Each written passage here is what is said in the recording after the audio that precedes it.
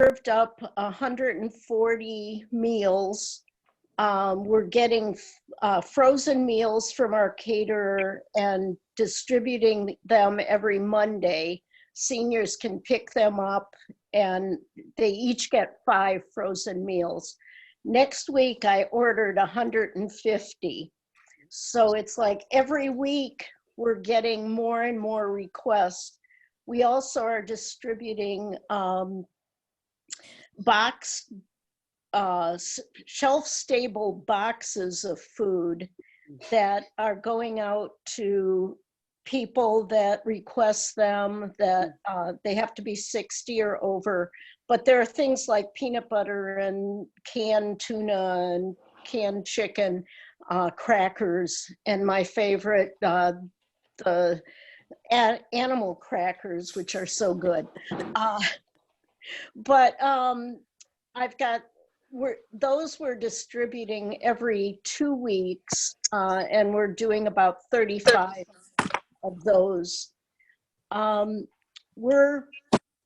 The one thing I'm noticing is that, for one thing, seniors are just trying to do what they need to do, but it's hard. There's more and more people that are having problems with food, trying to get food, and you know, we're trying the best we can with what we have. I'm also seeing that a lot of people just call to talk because they are bored, they haven't seen anybody. They normally would come into the center and see friends. And I have a group of U of M med students that have volunteered to help out, and they are calling everybody on our contact list so that we can find out how people are doing and whether they want friendly calls on a regular basis.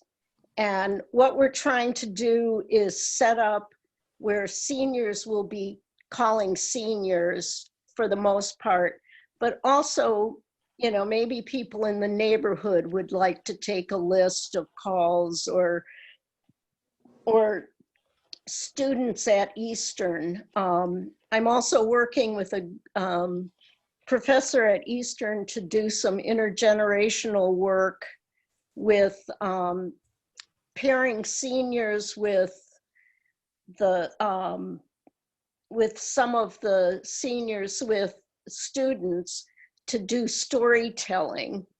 And can be done over the phone or that, but it's a way that they can sort of express their self, what's going on, and what's gone on in the past.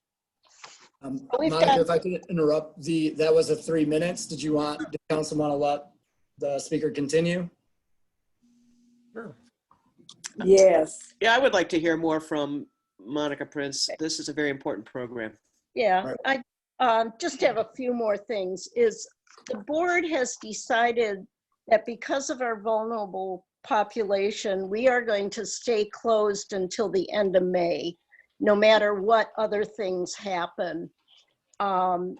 So, you know, even though if other things open up earlier, we really need to stay closed, but we're making those connections so that people aren't home alone by themselves and lonely. So we've got a lot going on, and working with a lot of different groups to try and get these things.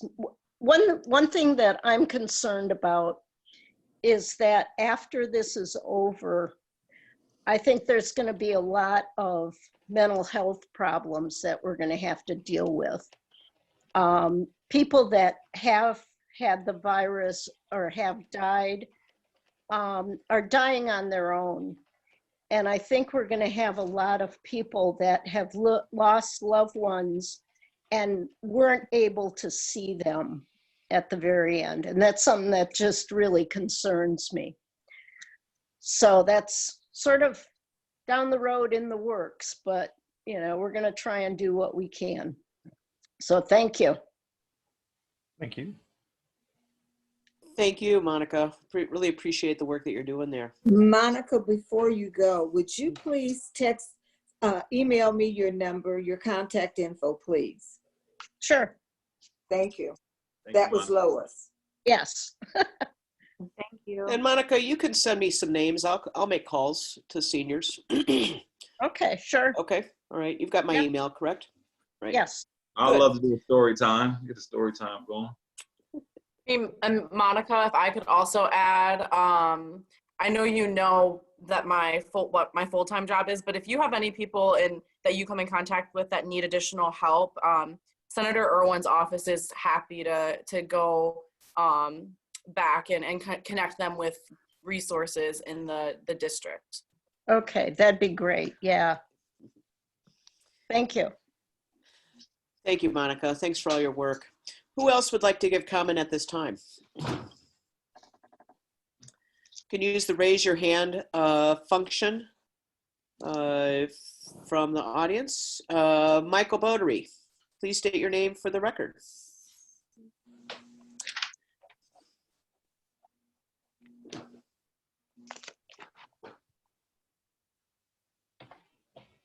I think we're ready for you, Michael.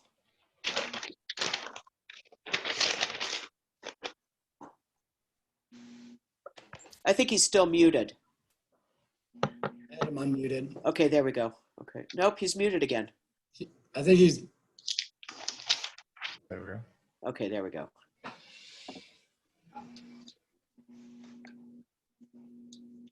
Michael, are you able to talk? Michael! Does he need to unmute himself? No, He's he's unmuted. unmuted. He's He's unmuted. Yeah. No, but is he unmuted on his end? Maybe a microphone issue.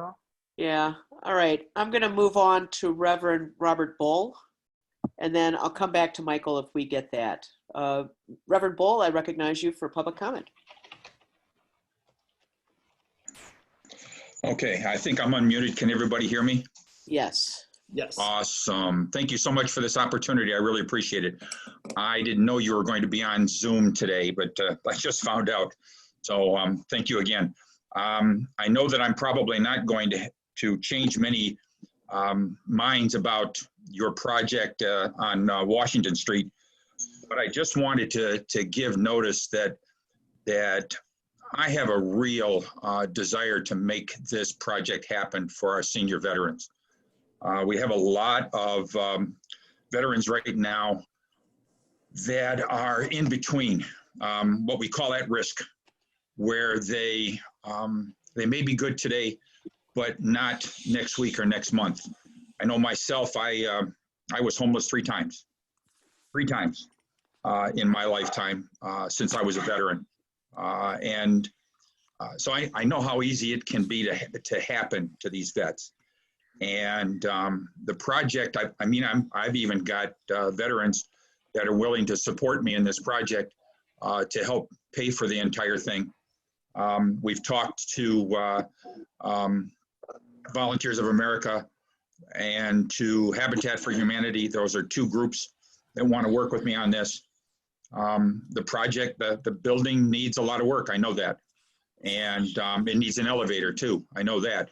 I've spoken with Councilman Morgan a couple times on this. And I just wanted to let you know that there is somebody else out there that is very interested in this building and in a project that would bring this to fruition for homeless and at-risk veterans. The other thing, I know I only have a couple of seconds left. The smaller building, 206, lends itself real well to a community kitchen. As a matter of fact, a professional kitchen and a vet center, which gives us a gathering place for veterans that may even be in transit, that need help, that are looking for places to go, looking for direction, looking for guidance, maybe even just for a cup of coffee and a donut, or a place to get in and out of the rain for a few moments. And that's what a vet center is all about. And so coupled with the three three-story apartment building, it lends itself real well to helping veterans in need. And I just wanted to take that opportunity to talk to you about that real quickly. I do have a lot of people gathering behind me in this project. So if you decide not to do this for some reason or another, I would be very interested in this building and in this project. Thank you so much. Thank you, Mr. Thank Bull. you, Reverend. Who else would like to give comment at this time? Michael, are you able to speak this time, do you think? Well, I'm trying, can you hear me now? Yes, we can. Thank Okay, all right. I have a camera, but I don't know if that's working for you. It's okay. Anyway, on our agenda at YCUA tomorrow, we're going to be discussing the cooperative agreement between the city and YCUA about the West Cross project. I see that's on your agenda as item E tonight. And so I just wanted to let you know that we're going to talk about that tomorrow and discuss and vote on the cooperation agreement between all of us. And then we will go on from there to vote on OHM as a engineering firm to proceed with engineering the project and getting all of our lines laid out and all of our painting on the pavement and things like that we're going to have to get. So I don't expect any questions and answers at this time. I think it's very early in the project. We can't even tell yet where it's going to start and when we're going to start because of COVID-19 and everything else. So hopefully I'll have more information by your next meeting. And of course, anybody that wants to call me is more than welcome to. We can talk about the whole thing. That's about it. Thank you, Michael. Who else would like to give comment at this time?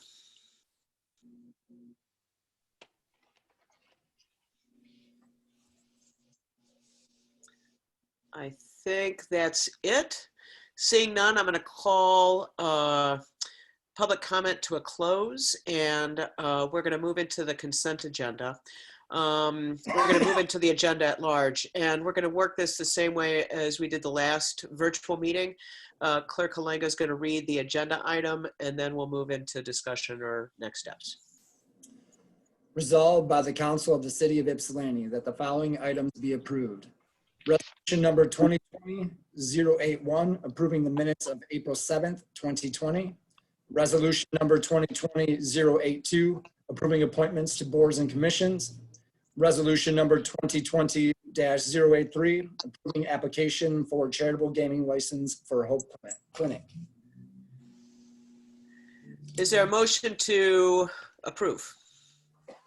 For Is there a second to support? Okay. And this is a roll call now? Correct. Okay, please call the roll, Clerk Halenga. Councilmember Somerville, Yes. Mayor Pro Tem Richardson, Yes. Councilmember Morgan, yes. Councilmember Simmons, Yes. Mayor Bashir, Yes. Councilmember Wilcoxon, Yes. Councilmember Brown. Yes. Motion carries. Thank you very much. All right, moving into resolutions, we have resolution number 2020-65. Clerk Halenga, will you please read that into the record?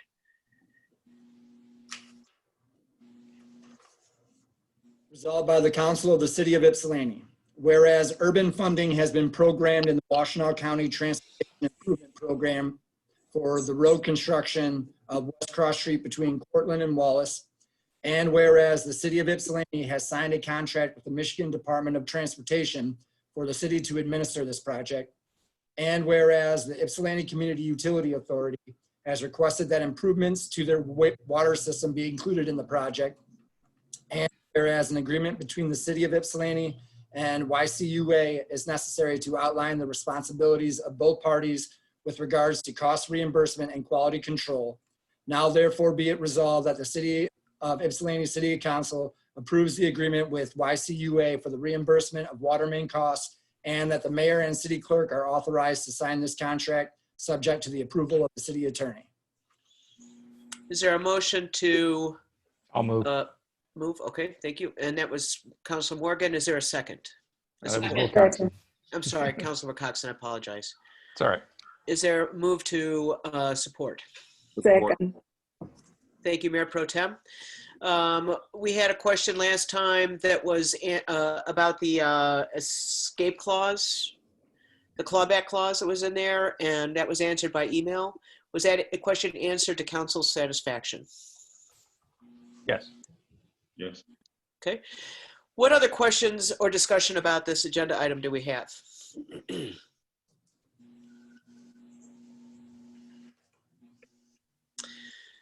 Great. Seeing none, I'm going to have Clerk Alinga call the roll. Let's call the question. Mayor Pro Tem Richardson, Yes. Councilmember Morgan, Yes. Councilmember Simmons, Yes. Mayor Bashir, Yes. Councilmember Wilcoxon, Yes. Councilmember Brown, Yes. Councilmember Somerville. Yes. Motion carries. Excellent. Next, we have Resolution 2020-67. And Clerk Alinga, will you please read that resolution? Resolved by the Council of the City of Ypsilanti, whereas 206 through 210 North Washington Street was foreclosed on by the Washtenaw County Treasurer for non-payment of property taxes. The City of Ypsilanti purchased the property using its right of first refusal from the county treasurer in 2019.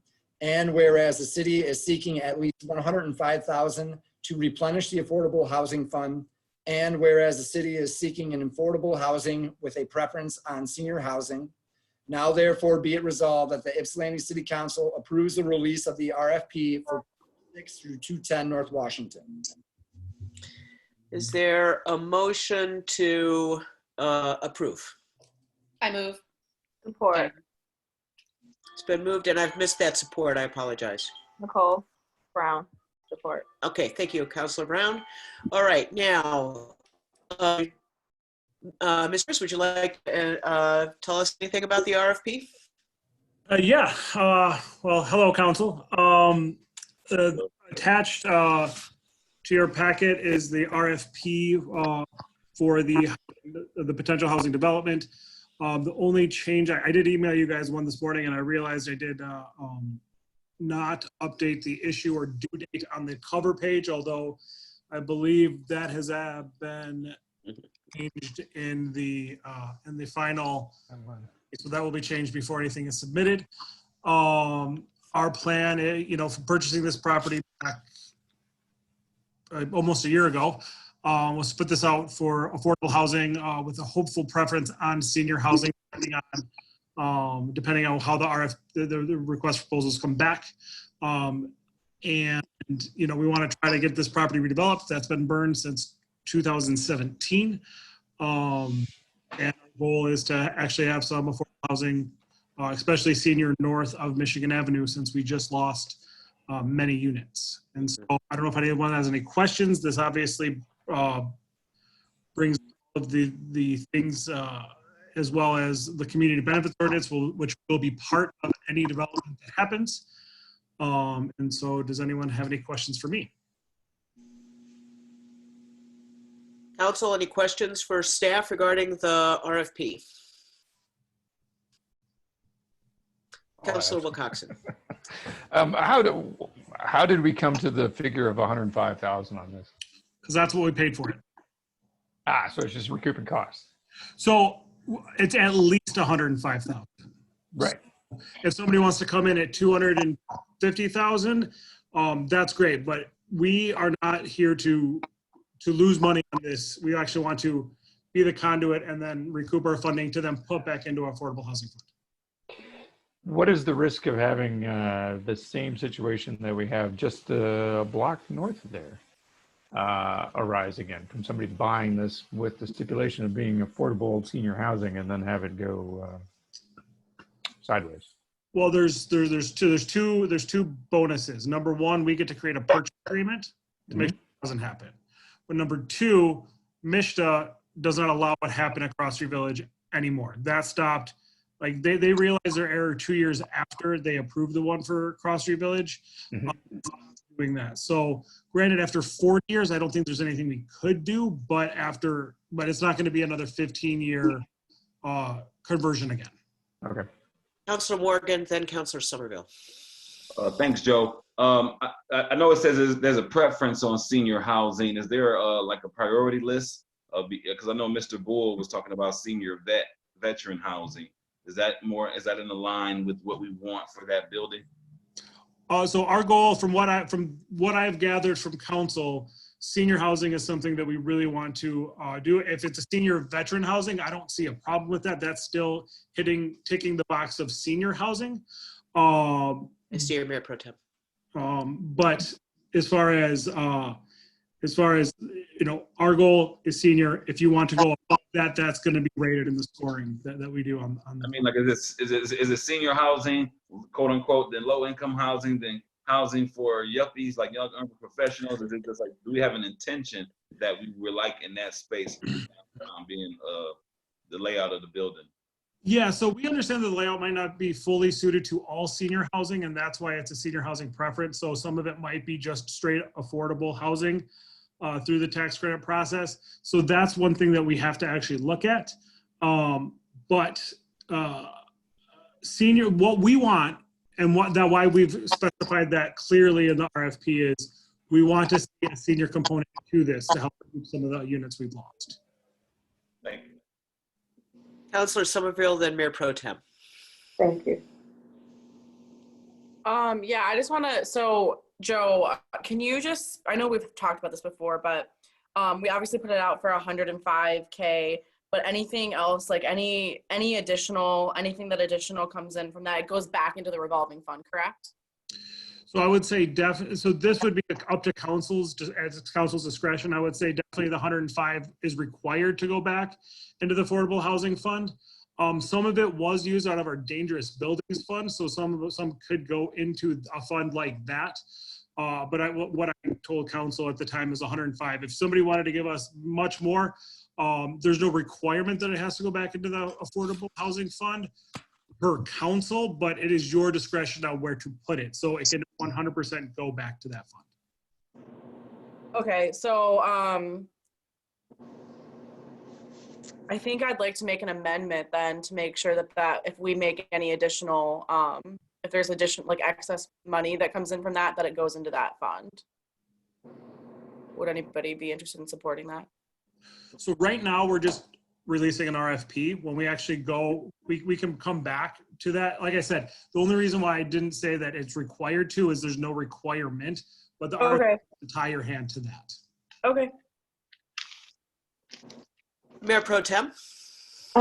Yes, Joe, I was wondering why it was worded at least 105. If I were a prospective buyer and you told me at least 105, I certainly would not go 105, wouldn't go to 106. I would go to 105. I wouldn't even go to 105.99. So why not ask more? And why not just, why is it worded at least 105? Because I mean, a prospective buyer, why should they go higher? So I think we'll actually get a couple of proposals on this. And the reason for doing at least 105 is I didn't want any $1 proposals. I wanted to say, this is what you have to come up with.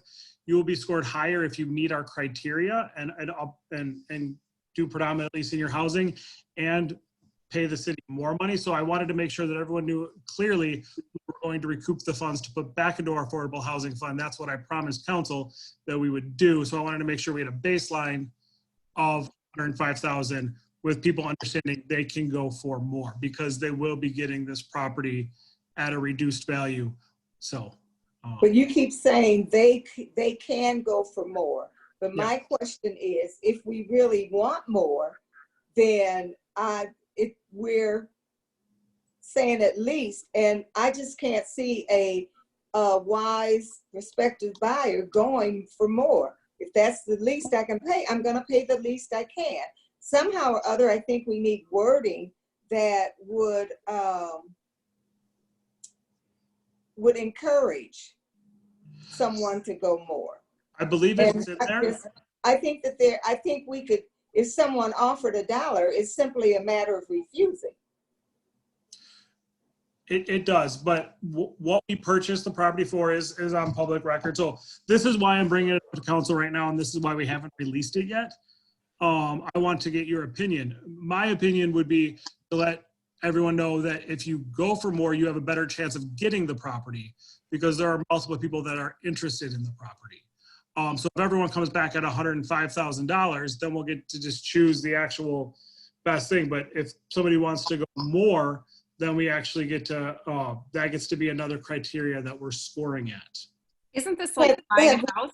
I'm not through yet, please.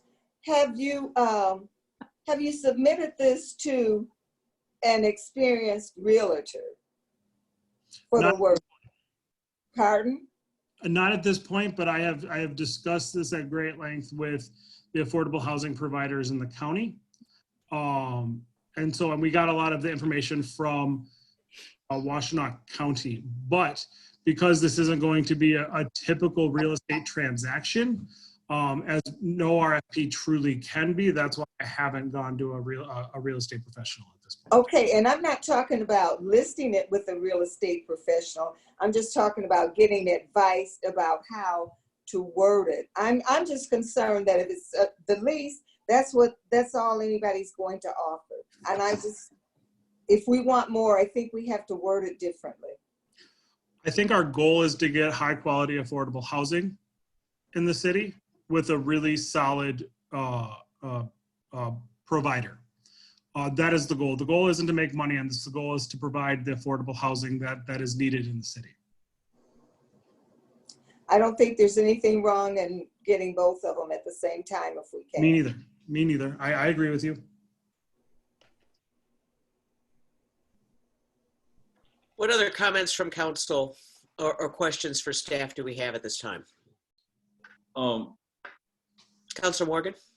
Joe, I just want to revisit. I know regardless of the at least, that means people can bid, again, anything from that upwards. Are there any other criteria? Like, again, more than just, because it's, like I said, it's been burnt down since 2017, and if I'm not mistaken, and I don't know how many takers we've had on the property, and 105,000 is pretty low for that property compared to, I guess, how much is going to have to be put into it. So again, we don't want. I see you, Mayor Pro Tem.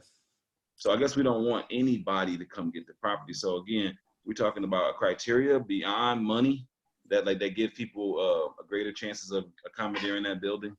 Yeah. So the selection process is outlaid on page 65 of your packet, page 6 of the RFP, where a letter of interest identifying your development team, concepts or renderings, and development experience portfolio. So, we want to see a developer who has experience in developing low-income housing. Realistically, part of the Ypsilanti Housing Commission will probably be bidding on this property, just based on how they do their business. And so there's really, I think, 4 or 5 companies that would probably be bidding on this, although who knows. But the goal of these groups, none of it is to truly make money, it's to provide the service. And also the reason why the value is low is because of the substantial damage that is in the property. It's not just a typical 15-unit apartment building. It is severely damaged where I wouldn't take council on a walkthrough of the building. Our fire department does do training drills on how to manage a burned out building through there. So it's not a typical 9,000 square foot building. Joe, if you wanted to also add, there's some other unique unique aspects to the shape of the property and the building itself, the shell of it that's left that make it basically unusable for many other needs, right?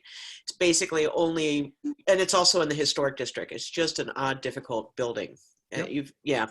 So that's why the low price, and basically just the goal here is to provide the service, not make a profit. I agree with Joe.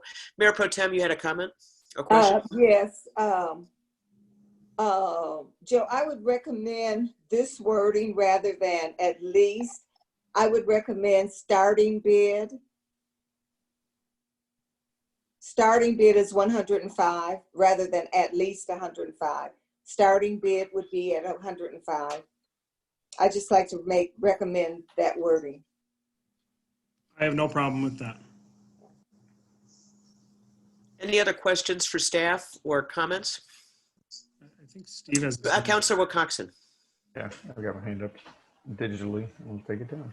Oh, sorry. What was the last appraisal on this property, and what was that? Clerk Kalinga. Real quick, Hang on. I'm sorry. is You had that a friendly amendment? Is that accepted by I think Sorry. staff can just make that. Councilmember Brown? I think I can just make that amendment because It's in the resolution. So the resolution, I support that amendment. well, it has to be, Councilmember Simmons and Councilmember Brown have to agree to the friendly amendment. Oh, okay. What is that amendment? It was your suggestion. Your wording. Oh, does that have to be an amendment? Can it Well, it's just- in the resolution, so it's Yes. directing staff what to do. Oh, okay, all right. So is that friendly amendment accepted? Yeah, that's fine with me. Okay. Sure. It's Simmons. Okay. Sure. Okay, gotcha. All right. All right. Sorry to So interrupt. okay. Sorry, thanks. Okay. So go ahead, Councilor Wilcoxon. So my question was, what do we know what the last appraisal was before it was burned out? I mean, So yeah, the building was valued at well over $1 million. I believe the last purchase was, I think it was purchased in, I want to say 2013 or 14 for $90. But once again, that was a fully leased out building with 16 tenants. So I know that many people over the past 3 years have tried to purchase the building, and for the taxes owed, that they really couldn't do it. And so the reason why we've really targeted this for an affordable housing project is the tax credits you receive to redevelop a building is actually, it's one of the few things that makes this property worth redeveloping. And without those, it's almost impossible. gonna sit there. Yeah. And the historic district does not want it to be demolished. If nothing else, the barns in the backyard. And so we really wanted to see this just be redeveloped. Thank you. All right. Further questions, comments? Councilor Brown? No? Okay, sorry. All right, seeing none, I have just one small thing I want to say. So Ypsilanti is proud to have been a home for many people living in affordable housing. And then when we lost Cross Street Village, a lovely facility that focused on senior affordable housing, when it moved to for-profit, we lost about 90 units of senior affordable housing. The same change has been happening across the state, and in Southeast Michigan alone, in the last 2 years, and then including this coming year, they're expected to lose 20,000 units total for senior affordable housing. This is literally a crisis. So I appreciate that this smaller building can provide comfortable, safe, well-located housing to some seniors, and it addresses this acute need to a small degree. I really thank staff for finding a creative way to use this building in support of the goals of council around senior affordable housing. So thank you for that. And Clerk, Mr. Myers? Just one thing, just so I don't, just so I let everyone know, we are not planning on releasing this bid until staff is back in City Hall at some fashion. I feel like we've had a lot of concern with everything going on. And so the dates could possibly be changed. I'm hoping we're back at City Hall on the 4th, but know officially when we can. That would be when, and we would just adjust everything back to when we actually are at City Hall. Because people who are going to want to bid on this are going to want to see the property. And until social distancing is eased slightly, we really can't do that until. So just want to make clear that our plan is the 4th unless our governor and the city manager push it back even further. And we would just adjust the timeline based on that. Thank you. There is a question from the public that staff could take a moment to answer. That'd be great. And Clerk Kalenga, please call the roll. Councilmember Morgan, Yes. Councilmember Simmons, Yes. Mayor Bashir, Yes. Councilmember Wilcoxen, Yes. Councilmember Brown, Yes. Councilmember Somerville, Yes. Mayor Pro Tem Richardson. Yes. Motion carries. Thank you. Next, we have resolution number 2020-68. And this is the DDA proposal. Clerk Kalenga, can you please read that into the record? Resolved by the Council of the City of Ypsilanti, whereas the Ypsilanti Downtown Development Authority owns the Maple Street parking lot, a valuable part of the parking infrastructure in Depot Town. And whereas the City of Ypsilanti is implementing a new parking fee collection and enforcement strategy. And whereas both parties are desirous of entering into an agreement to provide maintenance, parking fee collection, parking enforcement, and capital improvements within the lot. Whereas due to the uncertain timeline regarding Amtrak service and shifting demand in the Depot Town area, the parties have agreed to an initial term of 1 year with an automatic renewal if not canceled within 60 days of the initial term's conclusion. Now therefore be it resolved that the Ypsilanti City Council approve the intergovernmental agreement entitled Maple Street Lot Maintenance, Enforcement, and Capital Improvements, and authorize the clerk and mayor to execute the agreement on behalf of the city after approval by the city attorney as to form. Is there a motion to approve? So move. Thank you, Council Morgan. Is there a second to support? Support. Support. Annie, Councilor Somerville had that one. Thank you very much. Chris Jacobs, I believe this is your agenda item. Would you care to add anything to the proposal?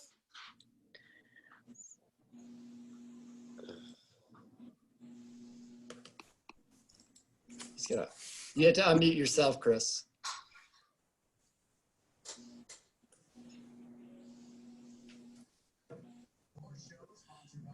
All right, I think I'm unmuted. Yes, you are. Good evening, council. It is good to be with you virtually. I can't take all the credit for this. Bonnie Wessler, the parking project manager, guru, has helped me write it, and Andy French from our board and her have worked closely to develop some of the terms. The goal is to really make sure that any revenue collected from the meters or collected from enforcement go to reap any expenses that the city has incurred, including lighting, snow removal, mowing, and primarily the use of a parking enforcement officer. So we have allocated $30,000 for equipment, and we plan on connecting sidewalk for pedestrian access to the parking lot, for which there is currently none. And we're going to be covering the cost of payment kiosk signage and installation. These terms are spelled out in the packet. I'd be happy to answer any questions, and Bonnie, jump in if I've forgotten anything or you have anything to add, okay? No, I think you did a great job. There you go. I praise.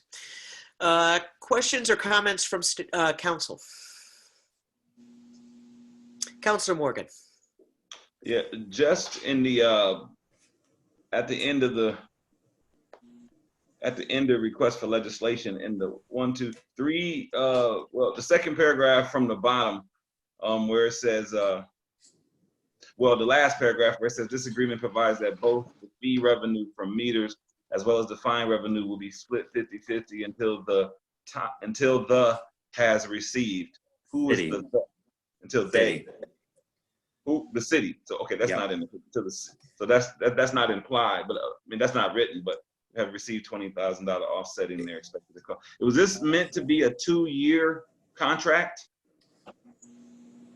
No, the plan is to evaluate it and to see what kind of revenues are being received. We're really taking a shot in the dark without knowing what the demand for this particular parking lot is going to be and what kind of revenue could be received.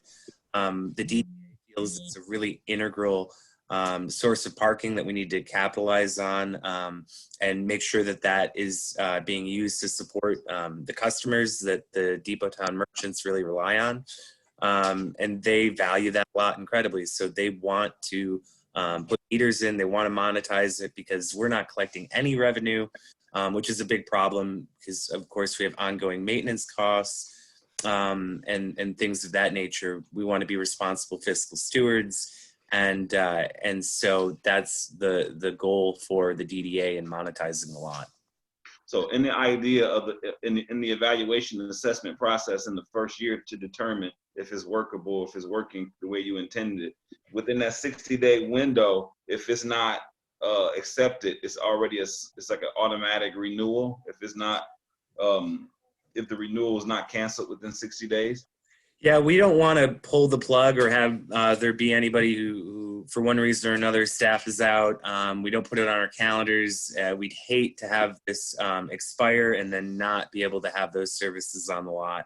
But it's an assessment. It's an assessment tool. It's just being rolled out. There's nothing to really that would take people away from not monitoring it, especially well within 60 days to give it another year time. There's nothing set up that wouldn't allow you to assess it to see if it's if it works or not, right? You got like 10.5 months to determine that. So right before that 60 days come up, we still have an opportunity to say we don't want it, right? Yeah, and that is the plan to reassess, but we didn't want any expiration here. If somebody were to forget about renewal and the plan is working so good, we're not even really thinking about it. We don't want to put the parking staff or the city in a position where we're not paying for the enforcement costs on that lot. And so say we don't renew, say this flies under the radar, it automatically renews in this way. So the city has assurances about covering its costs, including lighting, snow removal, and parking enforcement staff. But of course, you know, we want to be on it. We're going to be monitoring revenue received and how this relationship is working out for both parties.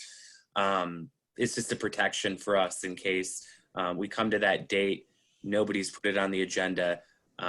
We don't just have the sheet pulled from us. Okay. And when you say intergovernmental, you mean between the city of Ypsilanti and the DDA? Exactly, yep. Thank you.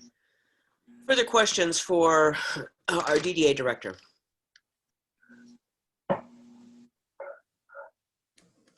Hey, Chris. Same phrase in the last paragraph there. Up to 20,000, it's split 50-50. Given the current parking and the proposed rates, do you see that 20,000 being collected in the first year at all? Absolutely, actually. We look at the total number of meters throughout the city, and if you take a really conservative, modest estimate, estimating only 75 cents a day off of each meter, you can cover that $20,000 in the first year, and we anticipate much greater and stronger demand than that 75 cents per 62 spaces a day. So the DDA has been really supportive of the potential of this lot and our responsibility to collect revenues to support the maintenance of it. And so we do anticipate being able to cover I see you, Somerville. that 20,000. Have I frozen? No, I have to acknowledge council people. That's all I'm trying to do. I apologize, Chris, All right. for interrupting. I have another question. In the contract itself on page 2, we're setting this at a 4-hour parking, and how does that fit with the overall plan? I'm sure Bonnie is somehow taking this into account, but just wanted to hear it in terms of what the rest of the parking around there is going to look like. Yeah, I'm going to steal her thunder here just because I'm familiar with it, and correct me if I'm wrong, but I think all the lots are going to be 4-hour versus 2-hour on street, with some exceptions, including the co-op, which has a 30-minute short-term parking limit there. So yeah, and that goes with downtown lots too. So when you look at North Adams, North Huron, South Huron lots, I think those will be 4-hour as well. And back to the 50/50, was there any discussion of having the city paid first rather than splitting it from the beginning? City gets the 20,000 first, and then anything after that goes to the DDA? Exactly. So we're betting on the fact that we're going to get well over 20,000. And, you know, I think it's a safe bet for you guys that if we, you know, don't hit our projections, you still have protection for your costs. So if we're putting 20,000 in and we don't hit that projection, or we're getting half of it, even if we hit it, we get 10,000 back. And so even if we hit it, we're only getting half of what we parted. And I acknowledge that the DDA is taking the same risk, but I'm just curious of where that came from. Bonnie, do you want to jump in on how some of these were calculated? Because I think you were the one who actually made those calculations. Sure. So just a quick correction, with our conservative numbers, we should hit exactly $20,000 total out of this. So it is a risk that both the DDA and the city will only get $10,000, but we're still in a better position with that than we were without any sort of agreement entirely.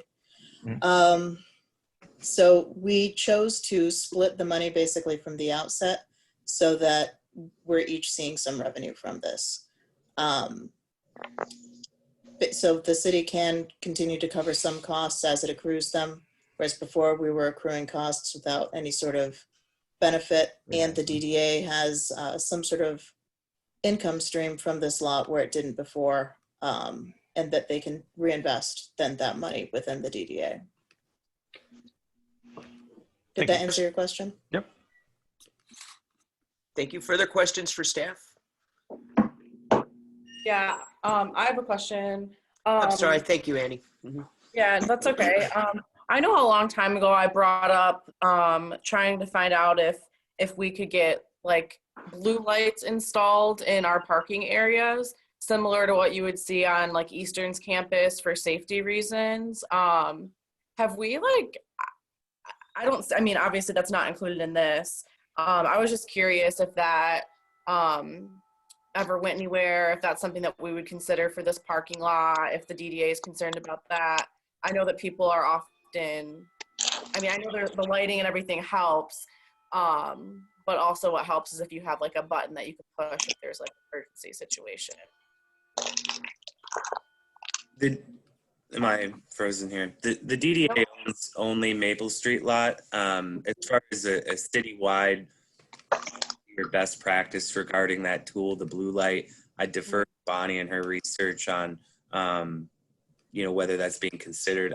We would consider it if it were part of a larger strategy, you know, throughout the city parking lots. Bonnie, do you have any comment on that? Sorry. So we did look very briefly into it.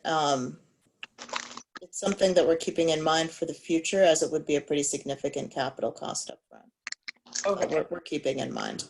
Thank you. And to be clear, I just want to provide a point of clarity. The city isn't putting money in to monetize the lot.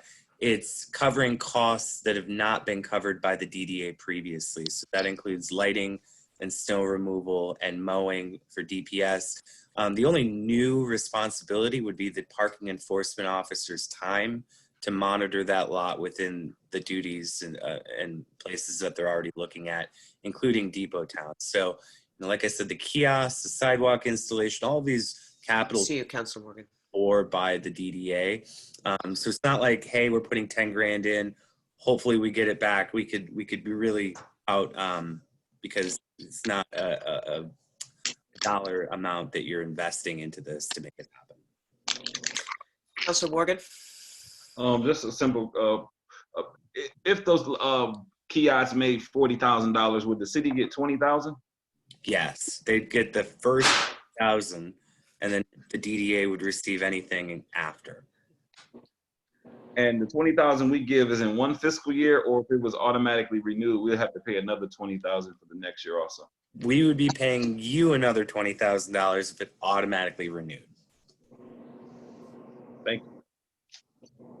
Further questions for the DDA director? I have just a couple. I note that enforcement goes to 7 in this proposal, 7 p.m. Yes, And currently it goes to 6. correct. So are we expanding our enforcement hours citywide with this, or just in the Maple Street lot, which seems heavy-handed? In Depot Town. Okay.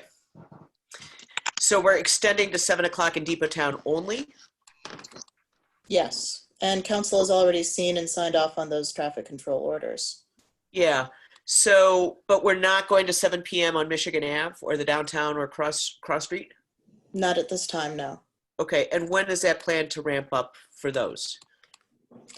I plan to evaluate that over the summer and into the fall and work with the local businesses to see if there's actually demand amongst the businesses at that time.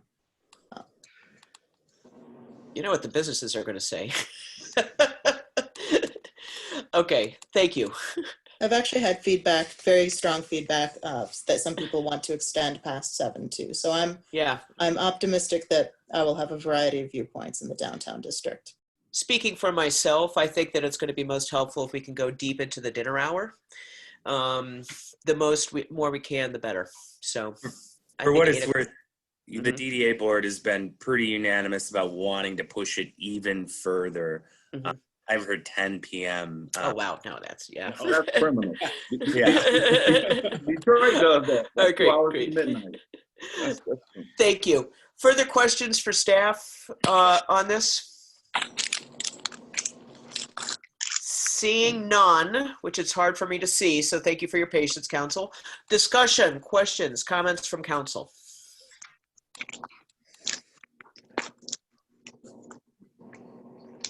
Seeing none, Clerk Halenga, please call the roll. okay. Oh, I'm sorry. Did I miss something, Council Morgan? Yeah, I would ahead. just, I think everything about the contract is amazing. I just wouldn't add the automatic renewal. That's just something I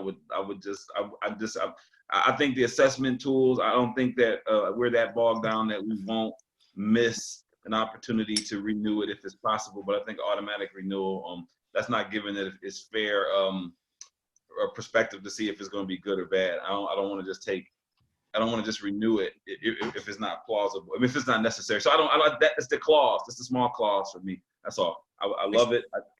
Are you making a motion to that effect? I would like to make a motion to strike through the automatic renewal. Is there a second? Okay. Discussion on the amendment? Comments from council? Clerk Halenga, please call the roll on the amendment to strike the language regarding automatic renewal from the DDA parking contract.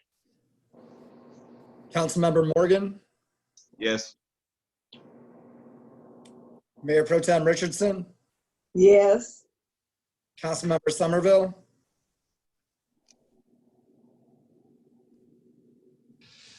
No. Councilmember Brown, No. Councilmember Wilcoxen, Yes. Mayor Bashir, No. Councilmember Simmons. No. Motion fails. Thank you. Further questions or comments from council? Seeing none, Clerk Halenga, please call the roll. Mayor Bashir, Yes. Councilmember Wilcoxen, Yes. Councilmember Brown. Yes. Was that a yes? I'm sorry. Yes. Yes. Councilmember Somerville, Yes. Mayor Pro Tem Richardson, Yes. Councilmember Morgan, Yes. Councilmember Simmons. Yes. Motion carries. Thank you. Clerk Halenga, we have our next agenda item. Hang on, let me get that up. Switching screens like mad. I believe we are on resolution number 2020-85. Can you please read that into the record? Resolved by the Council of the City of Ypsilanti. Whereas the City of Ypsilanti City Council wishes to expand access to recycling and increase the city's recycling rate. And whereas the Michigan Department of Environment, Great Lakes, and Energy, EGLE, is seeking proposals to provide matching grants to supplement efforts to increase the statewide recycling rate. And whereas the City of Ypsilanti is supportive of adding recycling receptacles in the city's downtown areas and parks. And whereas the City of Ypsilanti will make available a 20% match for the capital expenses associated with the grant proposal if the city is selected. Now therefore be it resolved that the City Council of the City of Ypsilanti authorizes the Director of Public Services to submit a proposal for the 2020 Recycling and Organics Infrastructure Grant Program to install public recycling containers in city parks and in downtown areas. Mr. Akers, your agenda item. Thank you. We need, Support. I'm sorry. Thank you. Thank you. I'm sorry. Who moved and who supported? Thank you, Councilor Brown. I move, and then someone needs to support. Who supported? Could somebody support, please? Councilor Coxon, thank you. Okay, thank you, Mr. Akers. Not a problem. Good evening. The request before you is to authorize city staff to submit a grant proposal to install public recycling containers in city parks and downtown areas. Early in 2020, EGLE released the RFP, which is seeking recycling infrastructure projects to partially fund, which would work to increase the state's recycling rate. A discussion from council at their December 10th, 2019 work session had identified that public space recycling containers in the downtowns and city parks were the top priority. And based on this, we are proposing an application for a grant to provide these. The proposals for approximately 108 recycling containers will be placed throughout the city and for the replacement of the city's small dump truck in order to accommodate the work associated with it. We're estimating the cost to be approximately $180,000. The grant would cover 80% of the costs associated with the project if it is granted to the city. And due to this, if we accept the grant, the city would be required to expend $36,000. As we have previously discussed, the implementation of this project would require the addition of a full-time equipment operator, which we have proposed for next fiscal year's budget. And with that, that concludes my presentation. I'm happy to answer any questions. Councilor Somerville. Yeah, I have a general question with regard to recycling overall. I mean, I obviously always support us applying for grant funding from the state. Because we still haven't like circled back on the discussion, the overall discussion of making sure that people who live in buildings with more than 4 units can recycle curbside, just like many of the businesses in our downtown, Depot Town, West Cross area. Just for example, right now during COVID-19, people are really limited in their ability to recycle. So I'm so concerned about that. If we're going to spend a little, over 30 grand, if we can't meet that overall goal of making sure that people that live in units of 4 or more can recycle a majority of the items that homeowners can recycle curbside. So can you just like maybe briefly touch on that? Like, I know we're going to talk about the budget later, but it kind of will determine a lot. Like 36K might go, Well, sure. So there's a couple different, we're looking at a couple different options for multifamily recycling. Just to kind of give an idea of where the state of recycling is in the city right now. A lot of our operations, because we run recycling on yard waste trucks, a lot of our operations are reliant on having 2 individuals riding in the truck at the same time. There are OSHA requirements for people riding on the back of a recycling truck. If you're traveling more than a quarter mile or more than 10 miles an hour, they're not supposed to be riding on the back of the truck. And so because of the separation requirements, we can't have 2 people sitting in a cab at the same time. So what that's required is it's required us to take out an additional truck that we would normally use as our backup. And what it's done is, to a certain degree, it slows our operations down. So as far as us expanding recycling during this time, it's a bit of a challenge because we are running a little slower. The other challenge that we've had, specifically related to COVID, is we have a lot of employees who have young kids who are school age. And so we've had a couple attendance issues with people trying to make it to work, so being at full staff. So that's kind of the state of where we are right now. We're trying to figure out a sustainable way to expand multifamily recycling. Just to kind of give you an idea, we serve, if we had 100% participation rate from all of the areas that we serve, that would be about 3,400 households. If we expanded that to units, just even, I believe it's 10 units, just between the number of units that we have, buildings we have between 4 and 10 units, it adds another 1,400 units. So what we're trying to figure out is an approach that would we'd be able to sustain it and be able to do it without reducing our operational costs considerably. So there are a couple ideas that we've been floating around. We're looking at the potential to possibly switch over to carts and maybe look at shifting pickup to a 2-week, once every 2 weeks. So maybe we can add additional households to it without increasing our staffing level. And we're looking at some other options. So we are considering it and we are taking a look at it. It's just been a little bit more problematic. Yeah. But so that's the status of where we're at. There's some other factors that we have to take a look at and handle as well. We have to get a better handle on what our participation rates are within our existing recycling, within there's existing households that we collect recycling from. I know historically the city has done periodic surveys just to kind of get an idea. And we know which routes we're getting more recycling on than others and where our slow routes are, so we know where our expansions can come.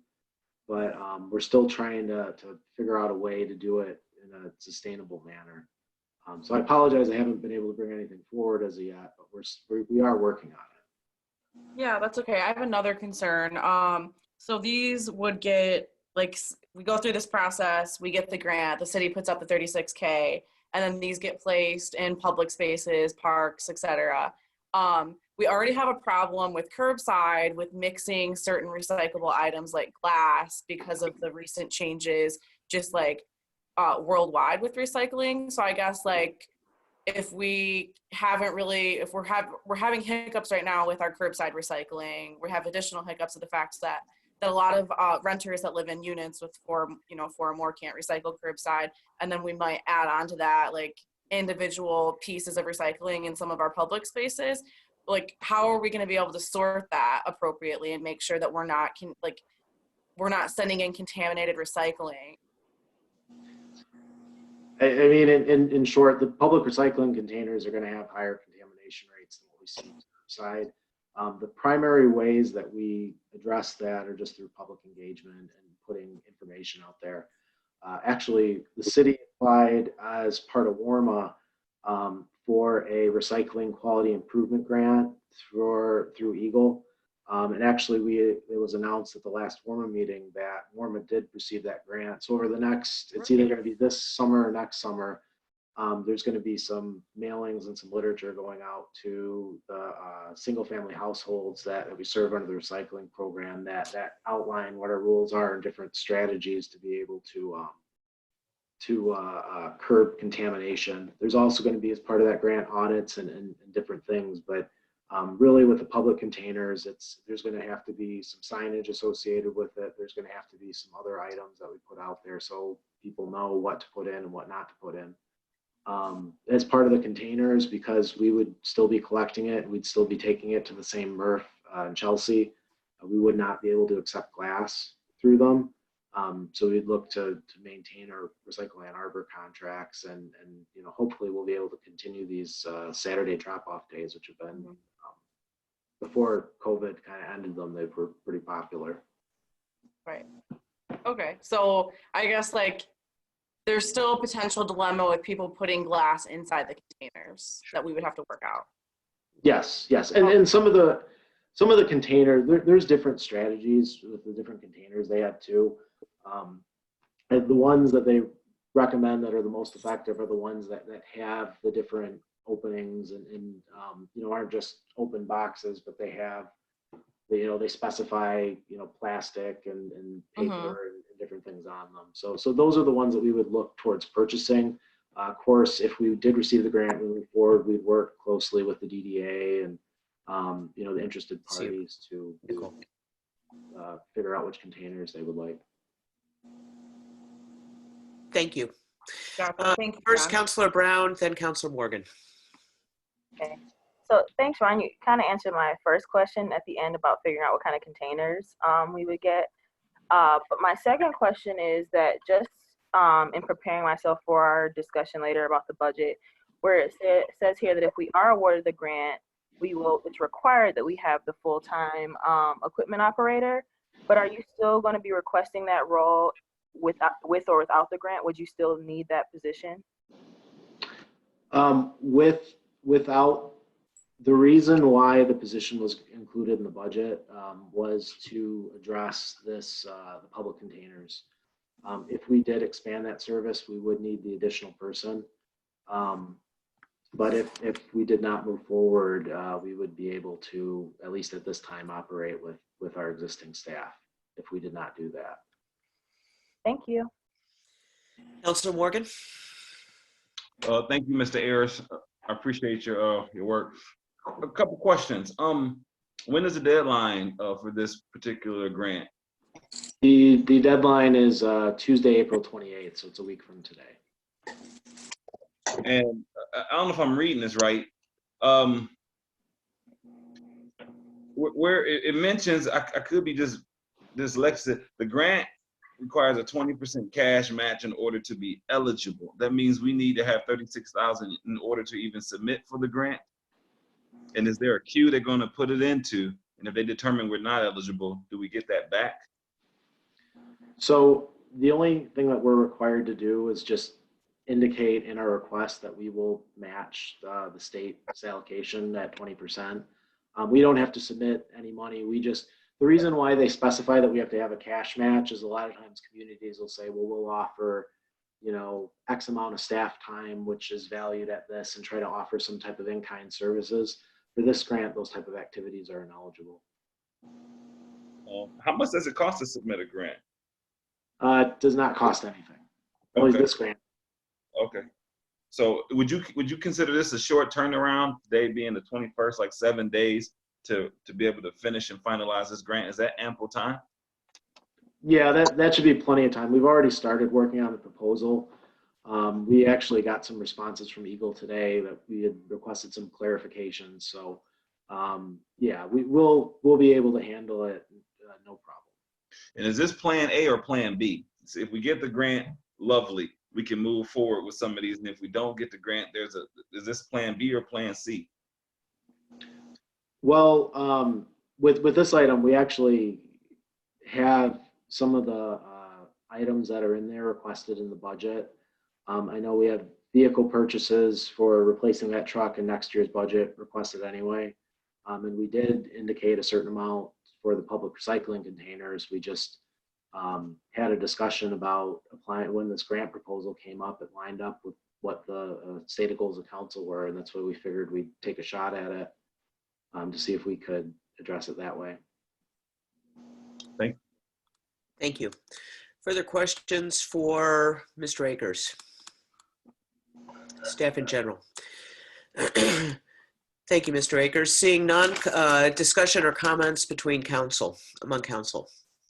Does anybody have anything to say? Councilor Coxon. I just wanted to reiterate some points that Councilperson Somerville had made. You know, my preference would be to go for multi-unit housing recycling as opposed to the parks. You know, I spend a lot of time in the parks, and we can't even get people to find the garbage cans. So the contamination of the stream is a concern. I understand that the WARMA grant will go towards education on that, but you know, that is a concern of mine. That's going to be a significant problem to monitor and keep straight. Yeah, that's it. Thanks. Thank you. Further questions or comments from council? Seeing none, I have something. I'm sorry? My hand's up. I don't know why you can't see it, but. I can't. Oh, okay. Thank you. I apologize. Lois, your image is a little erratic. I don't know why. Please, Mayor Pro Tem. Yes, I tend to agree with Councilmember Somerville, Councilwoman Somerville, and also Councilmember Wilcoxon, that I would like to see the multiple dwelling recycled also. I understand the importance of the recycling in the park, but I also know that people that live in multiple dwellings would like to have recycling. Thank you. Further questions or comments from council? I have a couple of things. We discussed this extensively when we did goal setting, and we talked extensively about all of council would rather have had the multi-unit recycling put in place first. Sadly, when we looked at the cost of that during goal setting, we decided that we didn't have the funds available to consider that at the time. And we decided to concentrate instead on the lift that was fiscally possible for the city. And I remember the discussion. I myself have been pushing towards the multi-unit recycling as well. It's really kind of, I think it's a value that our city holds high, recycling. You can tell that by the number of complaints that we continue to get about the fact that we can't recycle glass. The amount and available of recycling that our city produces compared to our other solid waste is far from what our goals should be. We have a very, very low recycling footprint, and we don't have any public recycling option, period. The only thing we have in our city right now is for people to throw out their garbage. By adding public recycling in our parks, this is going to send a message to residents and visitors. Not all solid waste is garbage. Some can be reused. Pay attention to the waste we use and mindfully dispose of it when possible. This also supports our our net zero goal by reducing our solid waste footprint.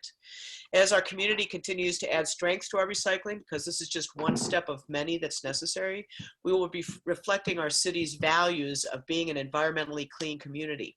And lastly, both council and the DDA have expressed a strong desire to increase our recycling program in a number of ways. I want to commend Mr. Akers for putting the work into this grant to try and execute that expressed desire repeatedly from council in the past. And so that's all I have to say. Clerk Kalenga, excuse me, my cough, will you please call the roll? Councilmember Wilcoxon, Yes. Councilmember Brown, Yes. Councilmember Somerville, Yes. Mayor Pro Tem Richardson, Yes. Councilmember Morgan, Yes. Councilmember Simmons, Yes. Mayor Bashir. Yes. Motion carries. Thank you, Mr. Akers. Best of luck to us all. Thank you. All right. Thank you. Next, we have resolution number 2020-86. And Clerk Kalenga, will you please read that into the record? Resolved by the Council of the City of Ypsilanti, whereas funding has been programmed by both Michigan Department of Transportation and the city to perform road construction on West Cross between Cortland and Wallace. And whereas a contract has been awarded to C&D Hughes to complete the road repairs. And whereas the city needs to have construction engineering services performed for this road project to ensure quality control measures. And whereas the city engineer OHM has prepared a proposal to provide such services. Now therefore be it resolved that the city of Ypsilanti approves the proposal for OHM for construction engineering services for an amount not to exceed $165,000. The mayor and the city clerk are authorized to sign this contract and any change orders. And the city, I'm just going to add that, and the city manager is authorized to sign any change orders subject to the approval of the city attorney to facilitate the completion of this work. I move. It's been moved. Councilor Coxon, second. Support. Thank you, Mayor Pro Tem. All right, questions for, is this staff we're going to be talking to or Kent? Both? We are both here, so we are happy to answer any questions that council may have. Thank you, Mr. Akers. All right, council, questions, comments for staff at this time?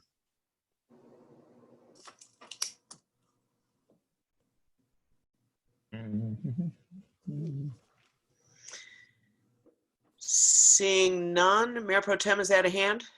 Nope. No. Okay. Councilor Morgan, no. Okay. Seeing none, gentlemen, thank you. Discussion from council, a discussion or comments from council on this.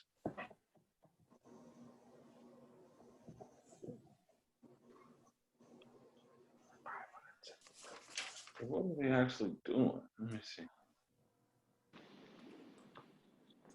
Kent, do you want to speak to this at all and tell us anything that might help us, or? This is simply for construction engineering for the roadway portion of the work. As you heard Mr. Beaudry speak during public comment, we are going to be in front of the YCUA board tomorrow for their side of the cost share, as well as for water main construction engineering. So this is kind of par for the course. I know one of the things I talked to Mr. Akers about had to do, normally this is a little bit higher than it typically would be, primarily for two reasons. One, we have familiarity with CD Hughes. They do good work, but they're slow. And then in conjunction with the time of COVID and uncertainty in the schedule, they had indicated tomorrow we have a pre-construction meeting. And at least as recently as earlier today, they had committed, they plan to start May the 4th. Wow, that's great. Hopefully that stays that way. We'll see. Thank you. Questions, comments from council? Seeing none, Clerk Halenga, please call the roll. Councilmember Brown, Yes. Councilmember Somerville, Yes. Mayor Pro Tem Richardson, Yes. Councilmember Morgan, Yes. Councilmember Simmons, Yes. Mayor Bashir, Yes. Councilmember Wilcoxen. Yes. Motion carries. Thank you. Congratulations.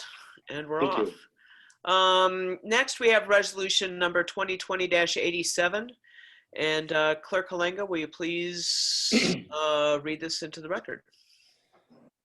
It is resolved by the Council of the City of Ypsilanti that whereas the novel coronavirus is a respiratory disease that can result in serious illness or death, and whereas it is caused by a new strain of coronavirus not identified in humans and easily spread from person to person, and there is currently no approved vaccine or antiviral treatment for this disease.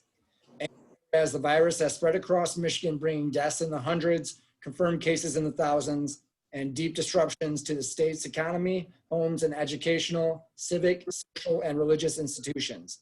And whereas 44% of the cases of COVID-19 occurring in Washtenaw County are residents of the 48197, 48198 zip code, and whereas the COVID-19 pandemic has disproportionately impacted more minorities living within this community, and whereas personal protection equipment are costly and many residents are without work as a result of the pandemic, and whereas providing equipment to those unable to afford PPEs will greatly reduce the risk of transmission in Eastern Washtenaw County, and whereas the City of Ypsilanti City Council, in light of the COVID-19 pandemic health crisis, and to suppress the spread of COVID-19 and protect the residents of the City of Ypsilanti and the region, and whereas pursuant to the police power granted by the Ypsilanti City Charter Section 1.01 and the Michigan Home Rule Cities Act Section 117.3J and 117.4I, and the Michigan Supreme Court in Hayes v. City of Kalamazoo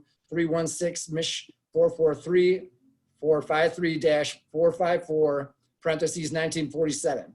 Be it resolved that the Ypsilanti City Manager is hereby authorized to purchase and provide personal protection equipment to aid all the residents of the City of Ypsilanti to stop or delay the spread of COVID-19 in the community. and the sum of not to exceed 50,000 is hereby authorized and appropriated. So move. It's been moved, and is there a second of support? Support. Thank you, Councilor Brown. Thank you, everybody. Discussion or comments from council on this? City Manager, you put a lot of work into this. Would you like to speak to it?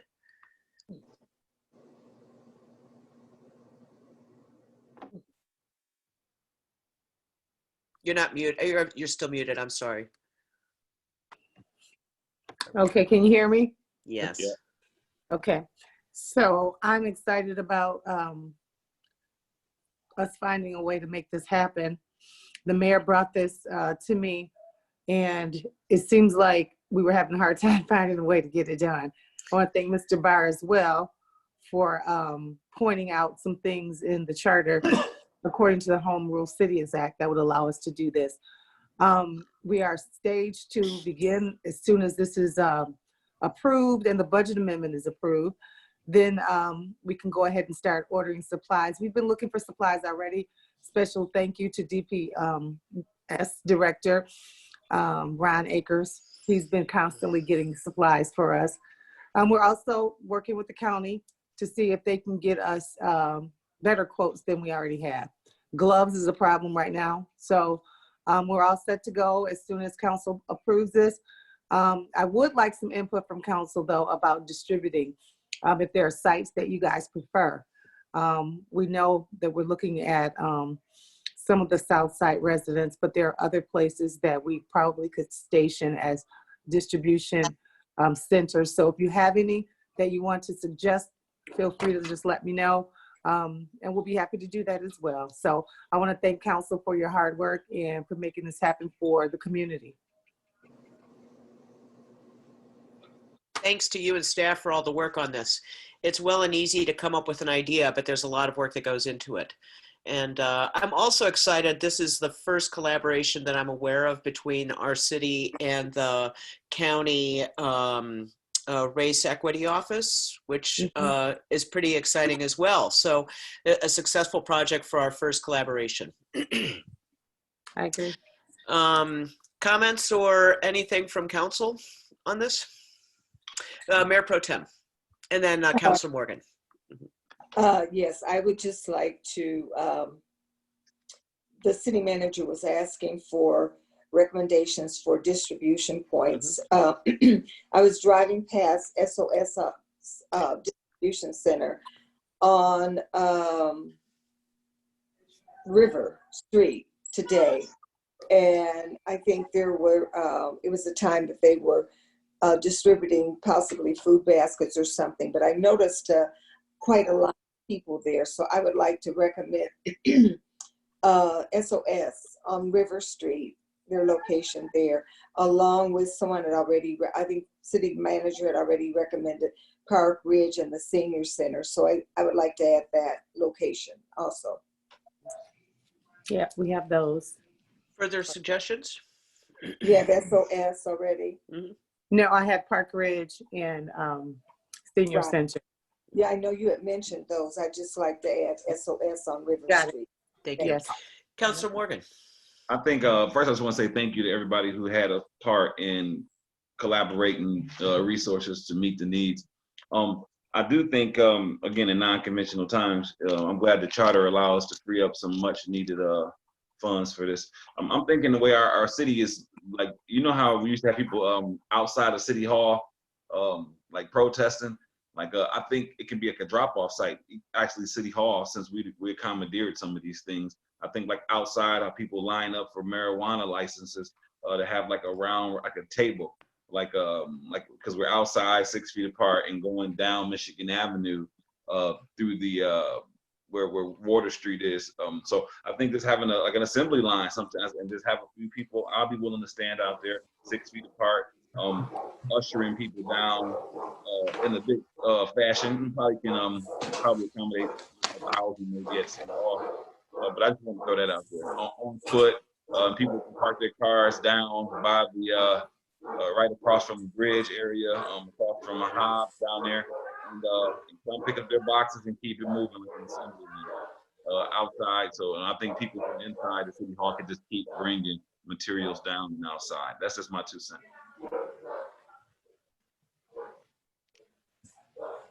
Thank you. Further comments or suggestions from council? Sure. Councilor Wilcoxon? I saw all the text flowing by on this, and I still had some questions that didn't seem to get answered in that. First question is, where do we stand with the county? I understand that the county is spending $100,000 to buy PPE and distribute them, and it seemed like from reading their information that they have a much more targeted approach to distribution. And so I'm wondering how that distribution affects 48197 and 48198. I didn't see a response to that in any of the communications. So when I asked the county about that, they didn't give me specifics.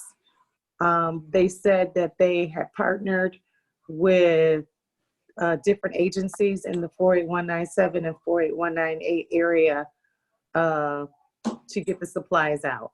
They did say that they were not able to assist municipalities in that way, because I thought maybe we would be included somehow since we were in discussion together.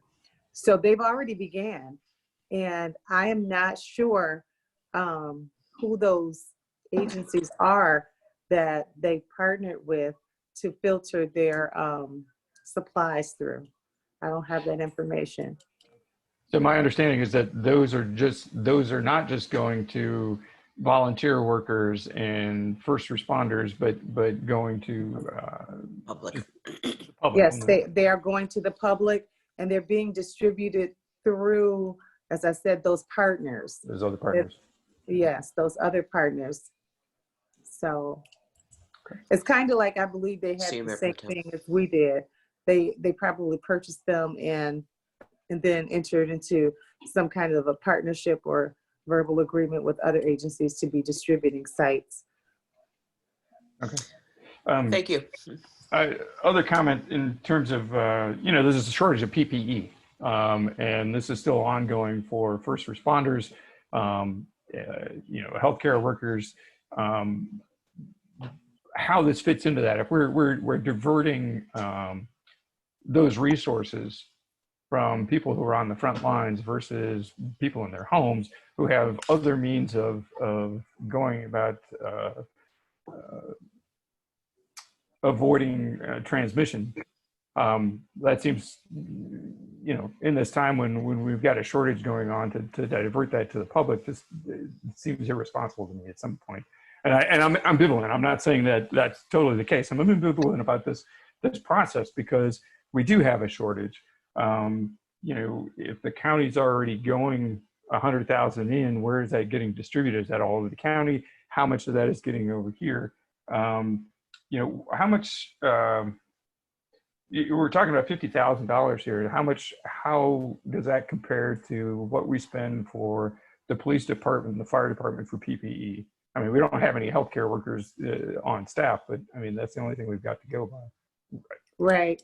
Well, that number was based on the number of low-income housing areas that we had in the city. So that's how we came about with that number. I think you were on the text message when Elise kind of figured out just some little hard numbers about the mask with the data that I had given her. So we doubled that with the gloves because Ron Akers had gotten a quote for me on the gloves. And so that's how we came up with the not more than 50,000. I may go with the county because the county is giving me some more quotes on gloves. So we don't have all of the vendors in place yet for who we're gonna use, but the data we used was for the low-income housing. We didn't, and then when we found out that we couldn't go that route, I just stuck with the numbers that we originally had because we could, it's impossible to know all of the people in the city that would possibly need them. So I think that what the county is doing in connection with what we're doing will give more supplies to our community, because most of these supplies are disposable. So it's possible that the same people may visit different places at some time to obtain PPE. That's just my thoughts. As far as us having them available for frontline workers, I know that our police and fire is really stocked, and Ron continues to order. He continues to say he'll have them available even for City Hall. Ken is really, really good, and so is the chief. But when it comes to other frontline workers that are not associated with city staff, I have no idea, especially if you're referring to nurses, and, you know, I'm not sure. And Mr. Barr could answer that, if we would be able to, you know, use some of those supplies and give them to them. I imagine it had to be in the city. We don't even have a hospital in the city, but it's for the community. So right. Yeah, my question was more about the police and the fire. You know, we're not going to be supplying. I understand that this isn't to supply hospitals and clinics with those things, but there still is a shortage for those folks. I mean, that's still a problem for them as well. So we've made our department heads aware that they can order supplies for their departments. We've purchased additional supplies for City Hall. As I said, I know that Ken has for fire, and Ron has for DPS. So we're taking care of our frontline workers. Okay.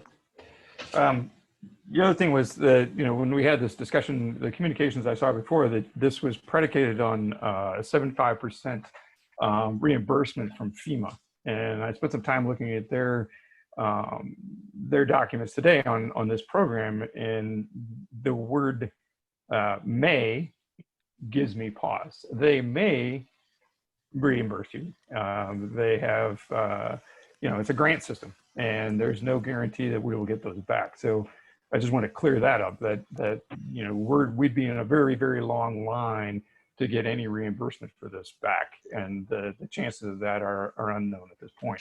Okay. I've had Reagan looking into this. Reagan, are you on? Is Reagan?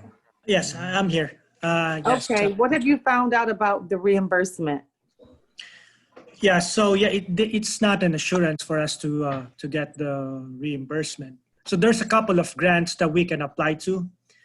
There's one that Chris shared to us. That's already that's right. submitted. And then for the FEMA, looks like there will be requirements. And they said the one that will handle the FEMA, she said they're gonna be strict about it. If we're going to, like for PPEs, make sure that you have all the receipts. And if it's for personnel, make sure that we have to record whatever they did. So it should be COVID related. And it's just not just putting in the hours or saying they had overtime. You have to tell them what are the specific responsibilities they did for to fight COVID. So those are the things that we found about the. So I have one word for my trust. That makes sense. I mean, there's a lot of talk about what reimbursements are going to be available after, you know, the crisis has passed. Yeah. I have one word for my trust in FEMA at giving anything back to people, and that's Katrina. I don't trust FEMA as far as I can throw. That's there. The other point is that you know, we're talking about PPE in general, and we're not talking specifically about what we're doing. You know, the CDC has a recommendation for people to be wearing face masks. There's actually no recommendation for gloves. And I think that there's you know, as I mentioned in some of those other communications, there is as great a risk of having these be contaminated and reused as anything. And so the question for me is the efficacy of actually putting these out into the public, and whether that's going to be an effective tool. You know, that in and of itself, I mean, we all want to do something to make a difference in this, but it's not clear to me that this is any more effective than you know, telling people to put recycling into the right bin. You know, there's that education component that has to go with this in order for this to be an effective tool. Correct. I've contacted the CDC to obtain educational information to accompany them. So that's pretty much my point, that it won't be just like right now, because we have to get everything together and package it with the instructions in order to make this work. That this is something that we really want to go forward with. And we can also, council can at this time feel free to decide if we want to have gloves. Maybe we just want to have masks. We want to have sanitizer. You know, I'm open, but the only thing that we had talked about previously was just masks and gloves. So that's where we were getting our quotes for. Councilor Coxon, thank you, City Manager. Councilor Coxon, there's 4 City Council members who want to speak at this time. Sure, I'm done. Thanks. Okay, thank you. It's Mayor Pro Tem, Councilor Somerville, Councilor Brown, and then Councilor Morgan. So, and thank you, Mayor Pro Tem. Okay, first thing I would like to ask is if we could ask everyone on the line if they would put themselves on mute until they're actually speaking. Okay, everyone, please. Okay. Thank you, Mayor Pro Tem. Please move on. The second thing is back to distribution points. The city manager said that, and I heard Elise say it herself, that they have 26 agencies or groups, organizations that they have partnered with. In deciding where we're going to make our items available, I think we first need to coordinate to know where they are distributing the 26 agencies that they're working with and who those people are serving, and that we would certainly not pick those places or points of contact for people that want to pick up supplies. Oh gosh, a couple of things Councilmember Wilcoxon said, but then he went on. So I'm going to try to back up and remember exactly what I was thinking of. I too do not trust FEMA. And like he said in one word, Katrina. And I happen to have had a nephew and another friend that were actually working in that area and working directly with FEMA. And it was horrible.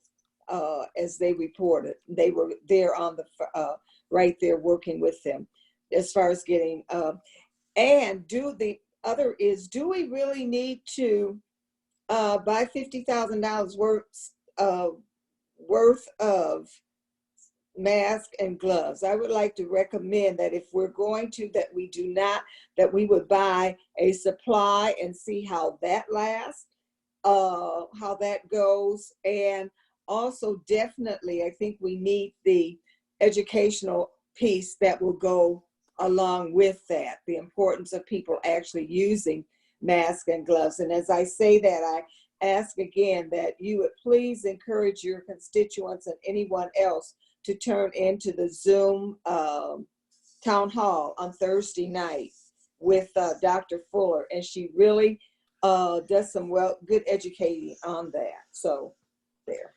Thank you. And we have 4 more council people that want to speak. And in the interest of keeping it short, we've already answered the question about the educational component. The city manager has acquired materials to help with that. So if we can understand that that question's been answered, it's now Councilor Somerville, Brown, and Simmons, I think. Okay, great. Can everyone hear me okay? Mm-hmm. Okay. So I have a few things to point out. I agree with pretty much everything that Councilmember Wilcoxon said. I think that we should really hold off on doing this. The county health department, they are the health experts. They are trained and qualified to make decisions related to public health. And I think that it's also important that we're not double dipping with supplies when many of the frontline workers across the state in both healthcare, grocery store employees, people who work at gas stations, they do not have PPE equipment yet, and they are required for their job to be out in the public risking their lives so that we can still buy groceries and get gas and receive medical care. I think right now, deciding to spend $50,000 on PPE equipment when none of us on council or that work for the city staff are public health experts is a little bit just a jump ahead of where we should be right now. This is going to be that we're in this for the long haul. I don't think that we've seen the worst of COVID-19 yet in Michigan. I think that this is going to go on deep into the summer, and we need to make sure that the people who need that protection equipment have it. And I'm hearing all the time that employees at grocery stores are not being provided that. And if the county has designated $100,000 to specifically target 48197 and 48198, I think we should wait and see how far that goes before we decide to take supplies that could be otherwise used for people who actually need it. And, as the governor issues different executive orders, she might require that grocery stores provide that stuff for their employees. And what's going to happen if grocery stores can't find that equipment because cities have bought it? And I mean, if you look at the size of Ypsi, we're talking 50K. Well, the county's designated 100K for those two area codes. So it seems like it's a bit much for us to spend on supplies. And then also with the gloves, I mean, anytime you touch something, it's cross-contamination. So if you have gloves on and you touch a box of cereal at the store, put it in your car, and then go touch another item, well, you've already contaminated that pair of gloves. And it creates this false sense of hope that you're not actually picking up germs when you're out in public, when you actually are, every time you touch something, unless you wash your hands. So I think those were all really good points. But just in general, it just seems like we should really think about how to better use $50,000 because we're not public health experts. Something that we could do is making sure that we have emergency funds to provide people when the rent moratorium or when the eviction moratoriums run out. How can we best use our money to make sure people aren't experiencing homelessness in September? Because when the eviction moratoriums run out, that's going to become another public health crisis. We need to make sure that people still have places to live, in addition to all the other stuff that's going on with the current homeless population. So I'm saying all this to say that I'm not going to support this today because I think that we're jumping too far ahead. I think that the county, they're experts in public health. None of us on council, are. Not that I'm aware of. And I think that it's really important for us to actually know where these supplies have already been provided and wait. It's April and we still have all of May. We still have all of June. We don't know what this is going to look like a month from now, 2 weeks from now. And again, I think that it's clear that there's a shortage in the state for frontline workers. And when I say frontline, I mean grocery store employees, healthcare workers. Councilor Somerville, you're revisiting previous points. In the interest of time, do you have anything new to add? I'm going to continue sharing what I would like to share regarding this topic. I think that it is, not an educated. We are not educated to make a decision around PPE at this point in time. So I think that we need to let public health officials, the people who are already doing the work in the county, lead in this, and then we need to revisit this after and see how that's going. Because in addition to that, the governor has also implemented a racial equity task force to target the area codes that have been hit the hardest based on race disparities. So municipalities, we have limited resources. It's important that we focus on things that are already not being hit on. And one of those things is, what are people going to do when the eviction moratoriums are up? How can we best help people in that area? That's all. Thank you. Councilor Brown.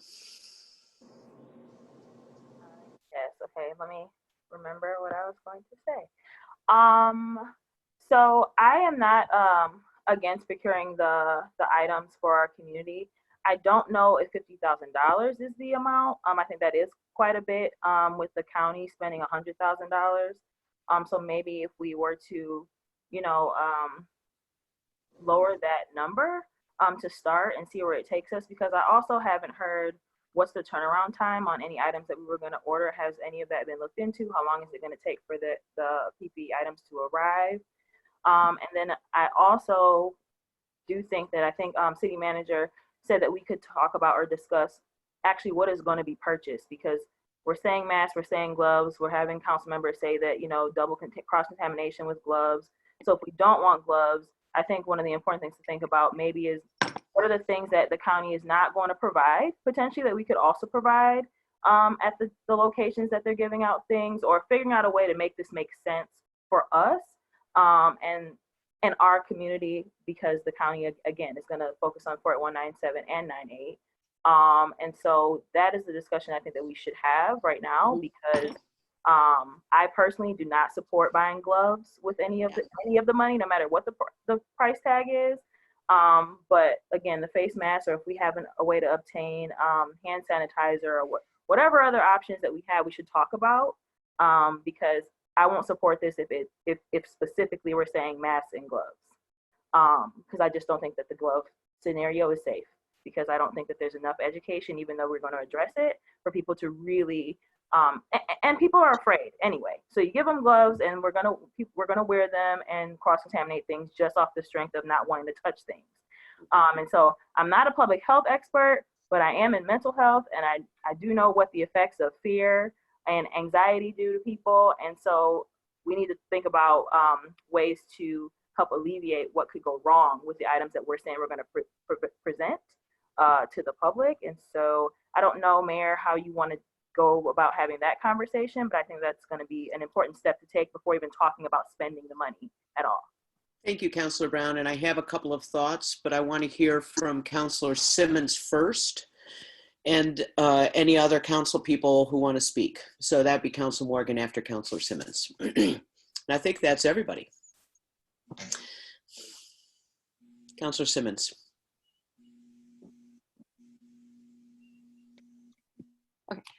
Thanks. I'll try not to belabor this. I appreciate what Steve had to say. Annie, I think you really summed up a lot of my feelings as well. I think that could feel like a reduplication of efforts that public health officials are doing or looking into. I have concerns about our stock that we have for staff, because I understand that we're good for now and maybe for a little while, but I really think we are in this for the long haul. And I think we have an obligation to make sure that our staff have what they need as we consider maybe reopening City Hall in phases and things of that nature. I will not support buying gloves. I think that is really a false sense of security for folks. I have concerns about $50,000 in our budget with the big question marks there are with the state of affairs with kind of what we might get from the state going forward. I think that's a significant amount of money to spend on something, again, where I think that it may be, for the most part, covered by some other entities that are experts in the field in public health. I personally would rather, support our community in maybe some other ways, and spending $50,000. Even some of the things like Councilor Somerville mentioned with rent and things, when that becomes an issue later on down the road, I feel like PPE isn't necessarily, in our wheelhouse to do. It's a summer. I guess I think Annie really did sum it up, though, kind of my feelings about this. I plan on voting no on this because, again, I think $50,000, and I think it's not the right time. And I think there's a lot of other activities that are being done by other entities that it makes more sense for me for them to, do that and see then later on what we can do to support our community. But I think this is too early on and too much money to spend in this area. I just think there's better ways for us to support the community, which I'm happy to talk about. But I think it's, I think it doesn't make sense at this point. Councilor Morgan. And one last thing, I do think it also there is a serious issue with PPE for people who are on the front lines, and that's those essential workers. And I think that they are the priority you know, again, for having these type of things. And I hate for municipalities to start kind of getting in the way of folks having that equipment they need, because again, they're doing these essential jobs. So that to me is a really big deal. It's a really big issue right now. Councilor Morgan. Well, thank you so much. I appreciate all that feedback from everybody. And this is my 2 cents. I'll keep it really short. I think the nation, the federal, the state, the municipalities, and the county has been grossly behind the 8 ball.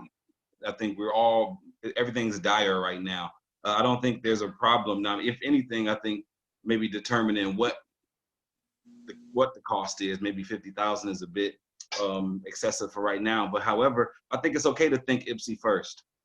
I don't think it's a problem to offer short-term interim solutions, because none of us are health professionals and just to be clear, as a government, we're only offering reasonable assurance to these people, okay? It's not like, so if you think about take away the political framework, what can we offer our constituents for real?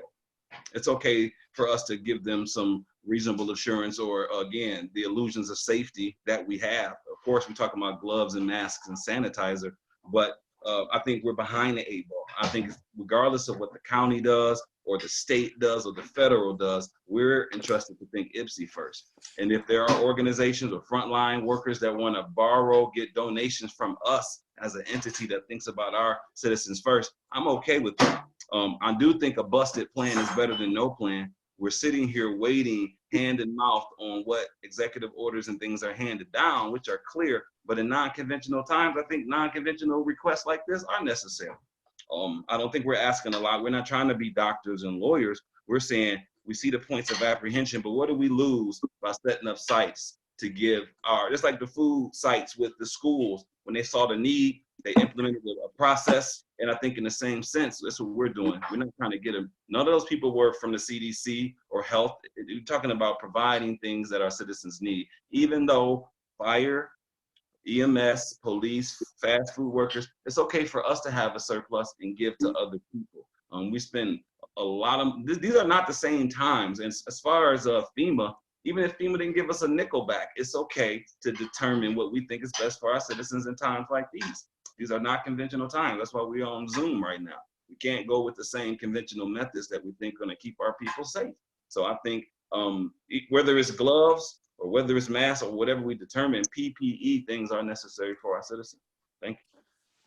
Thank you, Council Morgan, and thank you, Council. I'm gonna, so this idea was, as we were thinking about and realizing that people in our city are getting sicker and dying more frequently at an alarming rate, more than other people in the county. And how can we help them? And as I was thinking about some of the services that we provide, we give out meals to people. We're giving them meals, but nothing to keep them safe. We're keeping them fed, but nothing to keep them safe. And that we're doing that through Park Ridge and the Senior Center. And so the idea was we give them some face masks in the meals that we give them. Nothing more, nothing less. If people have access to safety equipment, they're more likely to use it. Culturally, we need to get more masks out there so that people start using them more. I am mortified that people in my community are getting sick and dying simply because they're too poor to have the equipment. I talked to a woman that turned a bra cup into a face mask, people, okay? And people are trying to do anything they can. They're tying bandanas around their face, okay? And because that's all they have access to. I get it that the county is doing some efforts as well through their channels. We have our channels, nothing more, nothing less. I think that, I actually think it's a vital part of our job in a state of crisis to help our citizens live through the crisis. We want our citizens to live. And the people that we give meals to through the Park Ridge Community Center and through the Senior Center are the ones with the least resources, the poorest health, and in the most need. Okay, so there's been a lot of objection to gloves. if somebody would put forward a motion to possibly amend this to eliminate gloves and cut the dollar amount, based on that, that might be something that council would propose. But I have to tell you, you don't have to be a public health official to know that having masks is saving lives right now. Having masks is saving lives. And if people don't have access to masks, they're not going to use it. So I think this is a good program. It's a good idea. It could be one-off. It doesn't have to be. And but I think that it's the right time because people need to see our city take action for them and for their health. Councilor Somerville and then Mayor Pro Tem, please. Actually, I believe I had my hand up first. I'm using. I'm sorry. Don't use your hand, please, because I'm not looking over there. Jennifer, you can go, and then I can go, or Mayor Pro Tem. I don't know. I don't care. Okay. I can Just go the after. functionality of our tool. Yeah. Again, I want people to have masks, things like that. $50,000, I think, again, doesn't make sense when we are going to have serious budget. Make a motion. Fine. Right. The gloves don't make sense. I'm okay with giving it out in the meals that we give out, but that sounds like we're talking about a wider spread issue. And so I don't know. I just, I'm struggling with some parts of this. I would actually rather do the rent relief that Annie mentioned, feeling like that actually would be something in our wheelhouse potentially versus, something else that's being, addressed in some other areas. That to me would be a huge thing to do for our citizens. Go ahead, Annie. Okay, so two things. I think that this program that we don't have developed yet, we should be working with the county so they can help us distribute masks through those meals because they're already doing it. We should not be double dipping. Secondly, I don't think we should be making this decision today. We need to wait and see how the county's doing with their distribution process. They can work with us. We can give them our ideas. We think that we should be handing out masks with meals. Maybe the county's interested in doing that as well, and we would not be double dipping. Secondly, there are a number of other things that we can talk about when we get to the budget item, but I think that I would like to move to table this. If anybody is interested in supporting that, I'm not interested in voting on this tonight. I don't think, and I don't like the notion that if, this is not about us being against implementing public safety measures. I just want to repeat that there are public health officials targeting our community already. They've just implemented this plan. I think we need to let them do their job. And we need to see what this looks like a month from now. So yeah, I move to table this. I support. Clerk Kalenga? Is that tabled or is that tabled to a date certain? You're going to want to postpone to a date certain. If you table it, it comes back at the May 5th meeting or it dies. Yeah, I would move to support to tabling it until the second meeting in May. Support. Okay, Mayor Pro Tem.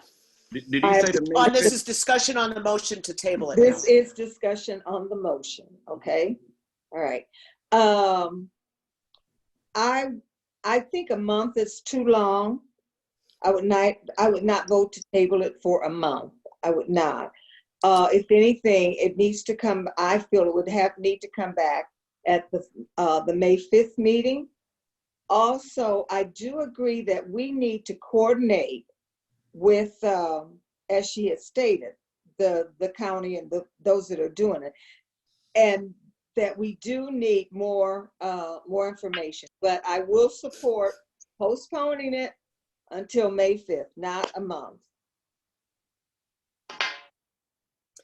Other discussion on the amendment, or is that a proposed change? Council Morgan? Did I hear Clerk Kalenga say that is going to be tabled? If it's tabled after May 5th, it dies?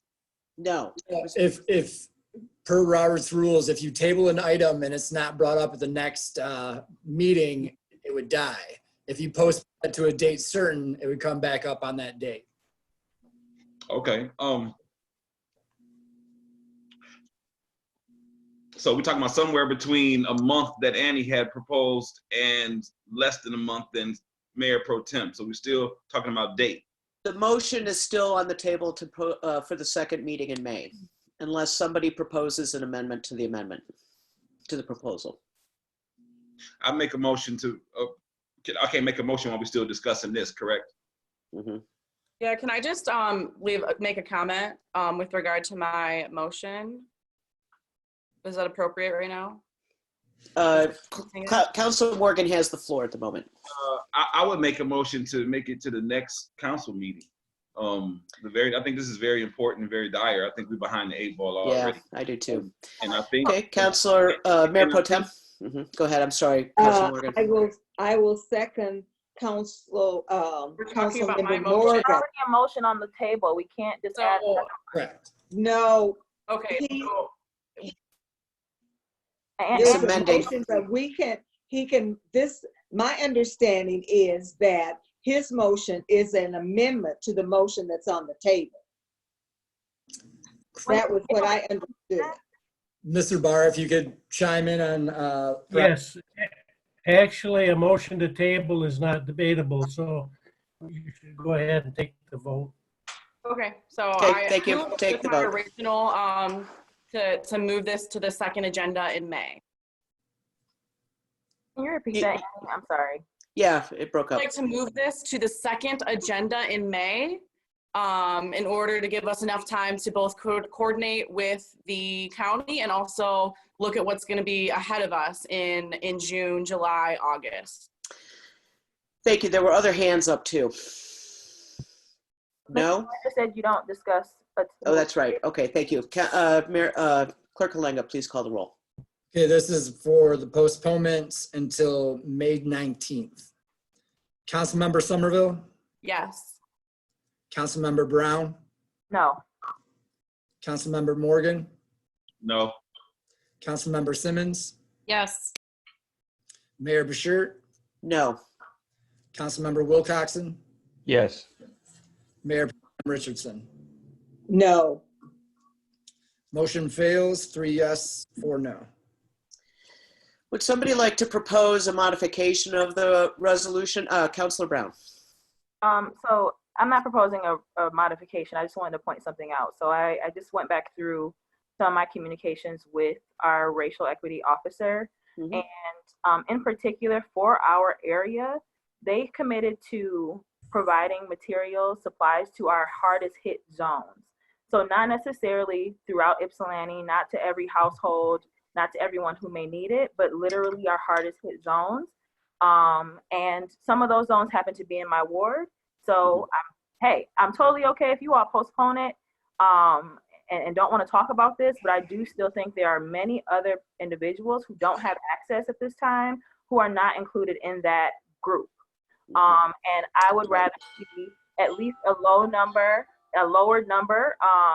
of revenue spent to purchase some supplies, maybe not $50,000 like I said originally, but have something on hand for the city to distribute to individuals who do not have access and who are not necessarily going to be included in the conversation when it comes from what the county is spending on us.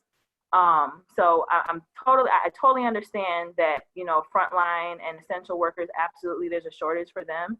And I'm not saying that we should at all bar that from happening. But I do think that the conversation that's being had about the county doing this robust distribution is not necessarily the conversation that I heard directly from the officer working at the county. So I just want to put that out there for folks to think about, that I'm literally in the middle on this. I think we're better to have some than none, but I totally understand the points on both sides from individuals. But just to clarify that it was expressed in writing that it's not for all of Ypsilanti, not for every family that needs it. It's not as robust as it appears, or as folks I think have interpreted the conversation. And I was a part of that conversation. Thank you, Councilor Brown. Mayor Pro Tem, then Councilor Morgan. Yes, I would like to. Then Councilor Wilcoxen. I would like to make a motion that we reduce the funds to $5,000 and buy all the math that would buy, with that being renewable when if there is a need when that supply runs out. Support. It's been moved and supported. Who supported? I'm sorry. Annie. Okay, thank you. It's been moved and supported. Okay, thank you. There's a motion on the table now. Discussion will be on the motion on the table for a $5,000 purchase of masks only to be renewed as needed during the crisis. Counselor Simmons.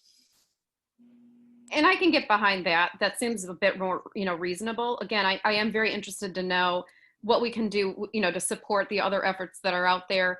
I think my preference would be if we're supporting this somehow, right. I want to make sure that we're getting it to then folks that are in our city. So Park Ridge Center, Counselor Brown, I see you.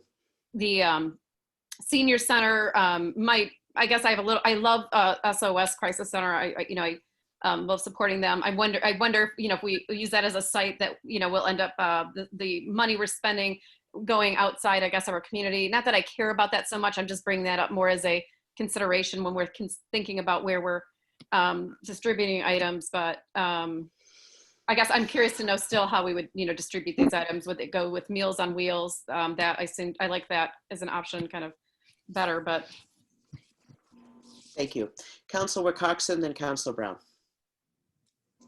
I just wanted to make one point in that with this, if this program goes forward, we don't get to selectively choose where these go. The point that Mr. Barr made was this has to be made available to every citizen in our city. So saying that it's going to only go out with meals, well, that's cherry picking, and the idea that you have to have a program that benefits everybody in the city, that seems to have gotten lost in this discussion because many people have brought up where they're going to go, what they're going to do. That's not the issue. We have to make them available, and whoever wants them can come get them. That's all I got. Yep. Councilor Brown, did you have your hands up? Yeah.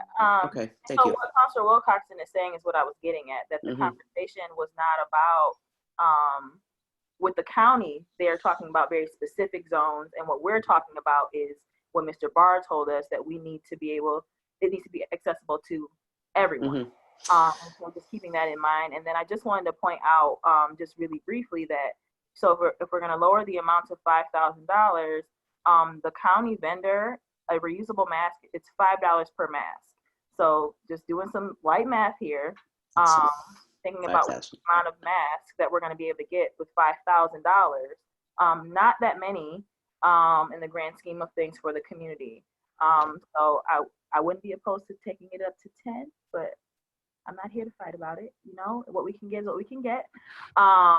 Because again, like Councilor Wilcoxon said, it's supposed to be accessible to everyone. And 1,000 masks, I don't know. Okay, I think it's Councilor Morgan next, if we can. And then you, Councilor Somerville. According to the actual resolution, we're not talking about what the county doing. We're not talking about distribution. We're not talking about process. We're not talking about methods. We're talking about the money. Now, I agree that maybe 50,000 may be much, and I think 5,000 is on the floor. I think we should stop skimping our Ypsilanti residents. Let's be forward thinking. I mean, it's okay to have a surplus. It's not a problem for us to be able to have it and maybe re-up and give it to people. We can't lose by having more, but we're not talking about processes. We're not talking about who gets them. That's all. This talks about the amount of money. So even if we accept a certain amount of money, we're talking about methods and distribution. We can talk about that in the process. I'm not concerned about the process now because that's not what we're talking about. We're talking about the COVID-19 purchasing protective equipment. And it should be made available to everybody who feels they need it and can come get it from the city. It should be, clearly. Now, I think 5,000 is too low. I think we're just penny pinching. We think we should half of 50,000 maybe, but I think 5,000 is going too slow. And I think that people keep going to the grocery stores. They think they're going to have an opportunity in the future. And we should think further ahead. I think 5,000 is too low. I won't support that. Jump back in. I just want to respond to what Councilmember Morgan just said. I think that the funds and the process go hand in hand. We can't just pick an arbitrary number and not know what our process or what we're going to be doing with it. That's not good stewardship of money, in my opinion. But I don't disagree that we should probably spend a little more. But I do think that talking about process is important right now because that's just not good usage of money if you're not talking about what you're going to be using this said money for. Thank you. Councilor Simmons? And then Steve. You have your hand up, Steve? I have my hand up. Okay, then I know Counselor Somerville, but okay, thank you. Sorry, I thought you were mixing up Jennifer and I. So just want to I need some clarification. It sounds like we need to make, if we buy any equipment, it needs to be equally accessible to everyone. So that would mean it would need to be distributed through City Hall only, right? And is that my understanding? Maybe Mr. Barr can chime in.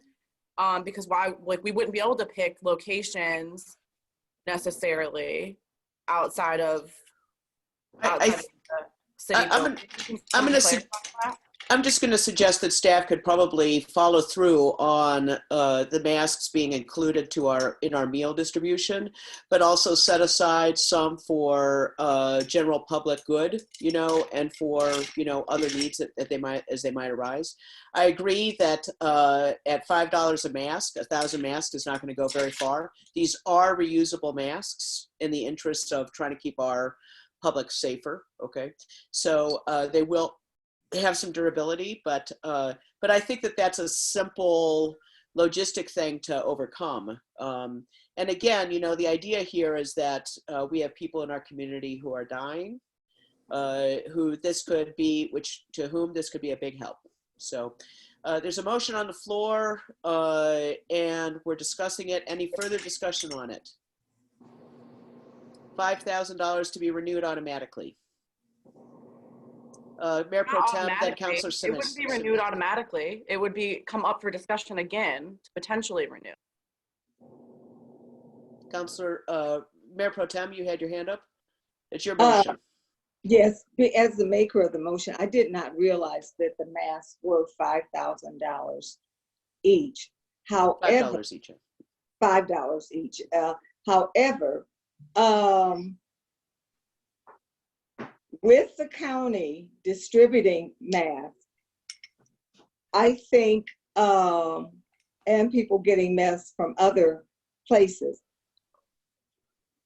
I'm not necessarily sure that we need to distribute them with meals, in the sense that I think the people that are picking up meals, they're possibly going to other sites, or that the county would be distributing at the meal distribution points. But I still think with that renewable provision, that 5,000 sounds low, but I think that it's a good starting point for us. And since it would be renewable when we're out, when they are gone, that they would be replenished. I would like to stick with that. I started out, I was going to change it, but as I kept talking, I would like to stick with it. Councilor Simmons? I want to be clear on then what the motion is in regards to automatically renewing or renewing. So I want to make sure I understand that piece. What's on the floor right now, or Okay. Or Mayor Pro Tem, either one. Mm-hmm. What I was saying was that we purchase $5,000 worth of masks, okay?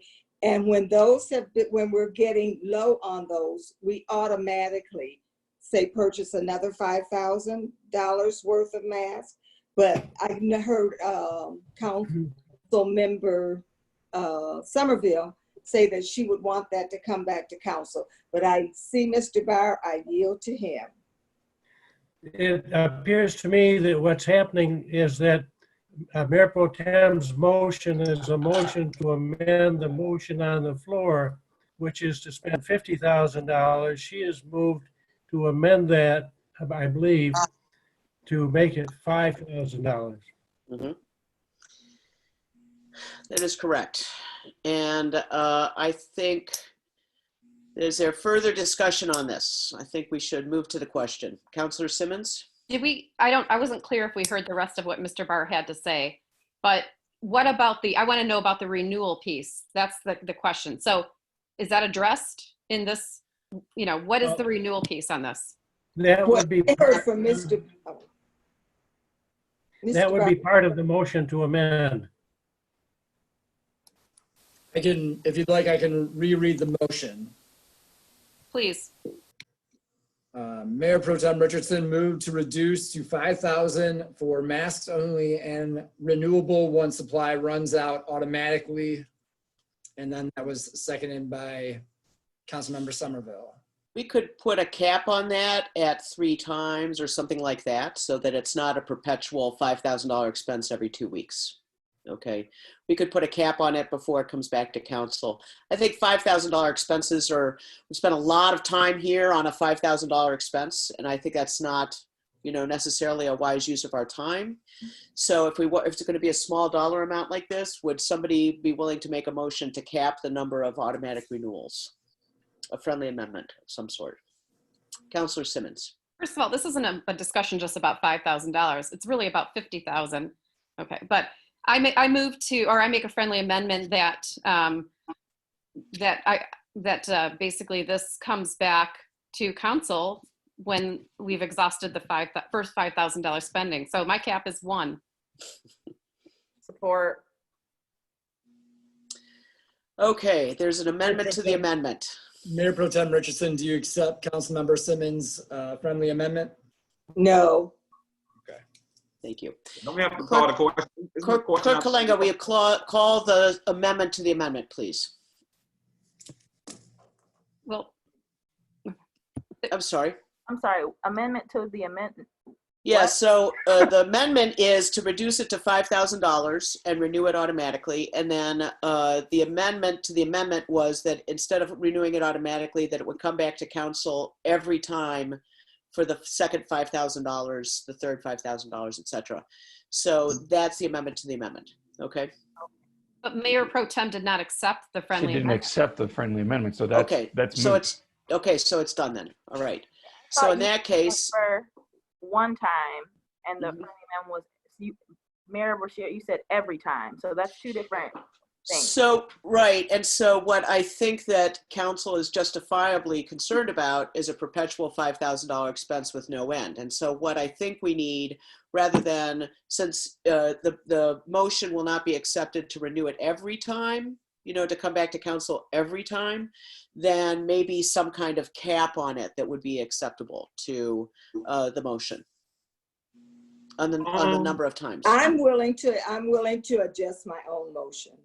Okay. To Thank you. incorporate that after the 3rd renewal, that it would come back to council for approval. And that thank you, Mayor Pro Tem. Who was that seconded by? Councilmember Somerville. Okay, Councilmember Somerville, do you accept that amendment, that change made by Mayor Pro Tem?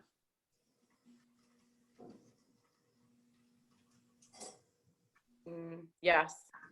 Okay, thank you. So I call the question. Is it seconded?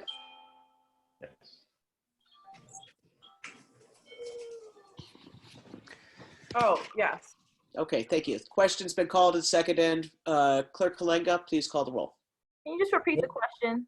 Just repeat it Okay. before we vote on it. Well, this would be the Kalenga? vote to Yeah. call the question. This is the vote to call the question, which all debate must stop once this occurs. So this is to call the question. Councilmember Morgan. No.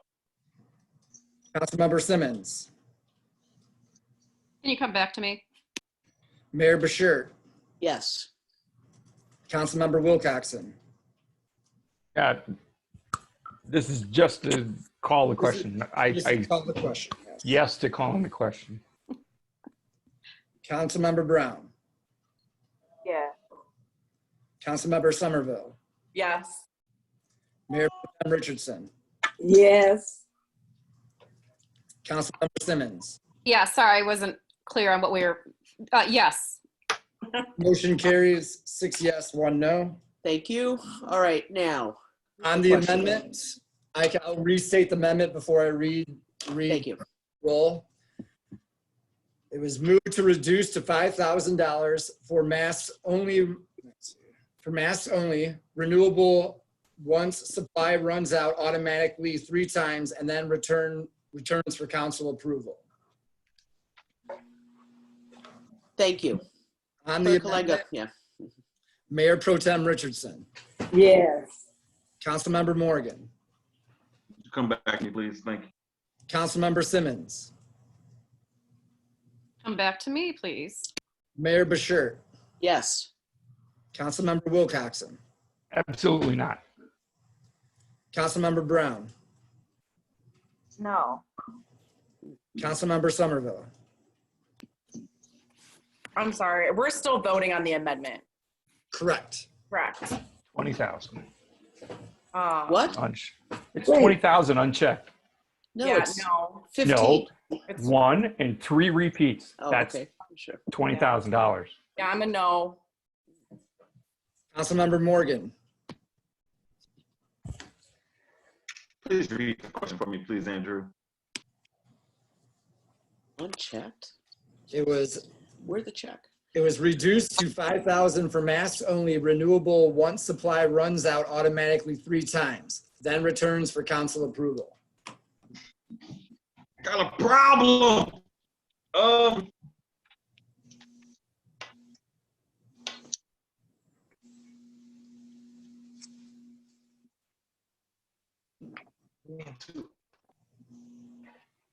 Do you want us to come back to you, Anthony? I can vote now. Please, thank you. Okay, I'm a no, Andrew. Right. Councilmember Morgan, Yes. motion fails, 3 yes, 4 no. Okay, back to the original resolution. Council Morgan. Mhm. In my opinion, we're not trying to be healthcare professionals, but somehow within the resolution, it said PPE, which is like health supplies, which it could, and talk about gloves, it could be sanitizer, it could be soap, it could be things of that nature. We just skipped up and said just masks. It's like that doesn't fit the criteria of PPE to me. But for residents, we just cut it up and say, we're just gonna do just masks, not gloves, not sanitizers, not soap. So the $5,000 is just, so somehow, some way, as a group, we thought that they didn't need the other stuff, that they need only just masks. I don't agree with that. I don't agree with that at all. So where the money is allocated for, we don't, again, and I do agree with Councilmember Brown. She said money go hand in hand. I do agree with that. I don't agree that just masks is enough, and I don't agree that $5,000 is just enough, and I don't think $20,000 is unchecked. I think $50,000 is too little. That's all I have to say. Thank you. All right. Is there further discussion on the original resolution, or is there another amendment? Yeah, me. Councilor Simmons. So I would like to make an amendment that we purchase $5,000 worth of masks and renewing one time for an additional $5,000 before it needs to come back to council. Support. With, yeah, well, I was thinking about distribution, but maybe that's something we can hash out later, how we do that. But anyway. I think we can ask staff to present us with a plan of distribution. Perfect. Mm-hmm. Cool. So it's been moved and supported. Councilor Brown. I support this amendment. When thinking about distribution, maybe to staff, I would have staff maybe think more about individuals having to request the items rather than like just handing them out, like, to the community. I know that it sounds very similar, but it's not. So not just giving them away kind of all willy-nilly, but having it be very orderly as far as how folks are obtaining them, because we don't want, I don't want to get into that, but just thinking about like a really strategic plan of how we're going to get these out to the community. But I do support the amendment. Thank you. Further discussion. Clerk Kalenga, please call the roll. On the amendment, Councilmember Wilcoxen, No. Councilmember Brown, Yes. Councilmember Somerville, Yes. Mayor Pro Tem Richardson, Yes. Councilmember Morgan, No. Councilmember Simmons, Yes. Mayor Bashir. Yes. Motion carries 4-3. Thank you very much. who were the Mayor, three no question. votes? Who were the three Ma'am. no votes? I couldn't hear. I know Councilman Wilcoxon and Morgan. Who was the third vote? No. Mayor Bashir. What? I'm It was the, yes. did I was a misheard. yes. Yeah, I was a misheard. yes. Thank you. Then it is 5-3. Okay.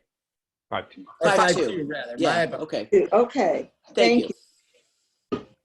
All right, cool. Mayor, can you do my,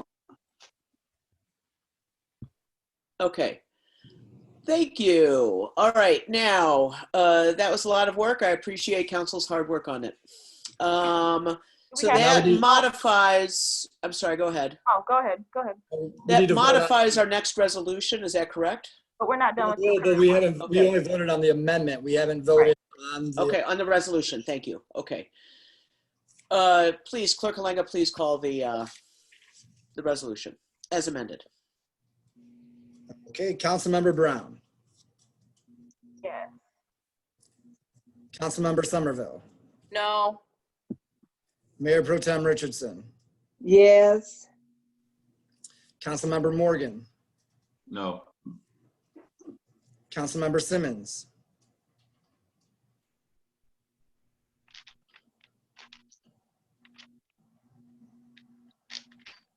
No. Mayor Bashir, Yes. Councilmember Wilcoxon,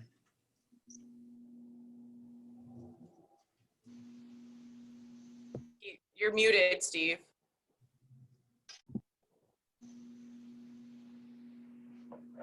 No. no. Motion fails, 3 yes, 4 no. Thank you. So that makes the next item moot. Is that correct? Correct. Mayor, Bashir, can I ask a question? Mhm. Do Yeah, we Council have Morgan. anybody- Mhm. Do we have anybody on staff, like medical officials that can give us some opinion about the dire need of some of the things we need when we're coming up for debate, stuff like that? Especially in the health professions, that would have gave us some information that would help our decision. I think that, I think that what we've got is we've got the people that are most at risk, that are most resistant to engaging in social distancing, most resistant to using PPE equipment or trying to acquire it. And so also the idea behind this was to just help get equipment and help get some more educational materials out to them. Nothing more than that. And but that said, I think that it's the consensus is that educational materials and just trying to get poor people living in our zip codes to engage in safe behavior is the most important thing that we can possibly do. Okay. And in my opinion, we just missed an opportunity here. So there it is. But there's ongoing discussions going on about what is behind this. Council Morgan, the Mayor Pro Tem has invited us all to a meeting on Thursday that's going to be discussing this. And I think you're going to be hearing a lot about PPEs at these meetings and masks and trying to get people to engage in this. This is not ending anytime soon. It's going to be going on for some time. So I think we just missed an opportunity here, and that is that. Thank you. Okay. Thank you, and I concur. We blew it.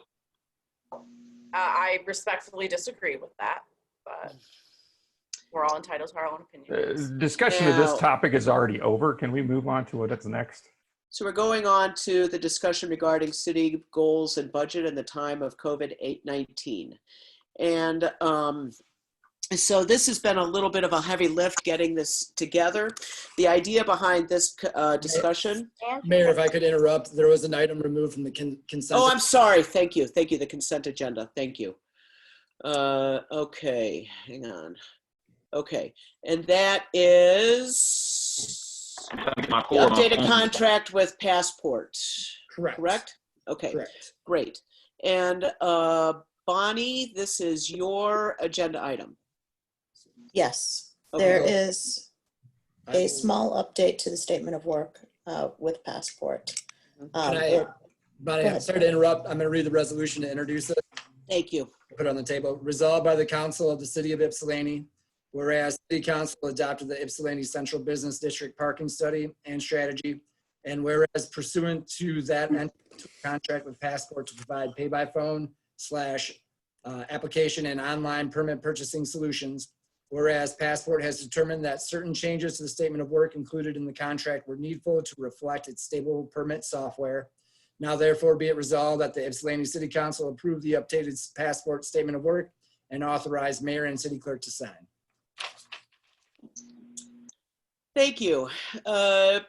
Bonnie, parking manager, can you please explain to us why we're having this amendment and what's going on with it? There would need to be a motion and a second. I'll call Diane.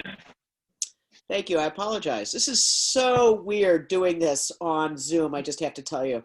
So thank you. So who called it? Who's moved it? Was that Councilor Wilcoxon? And then who seconded?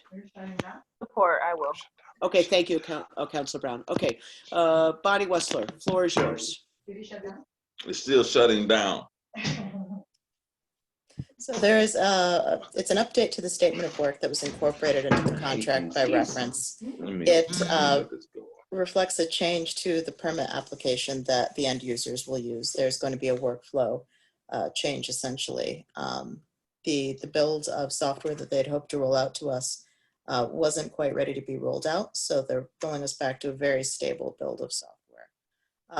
Training is also called out in the statement of work now.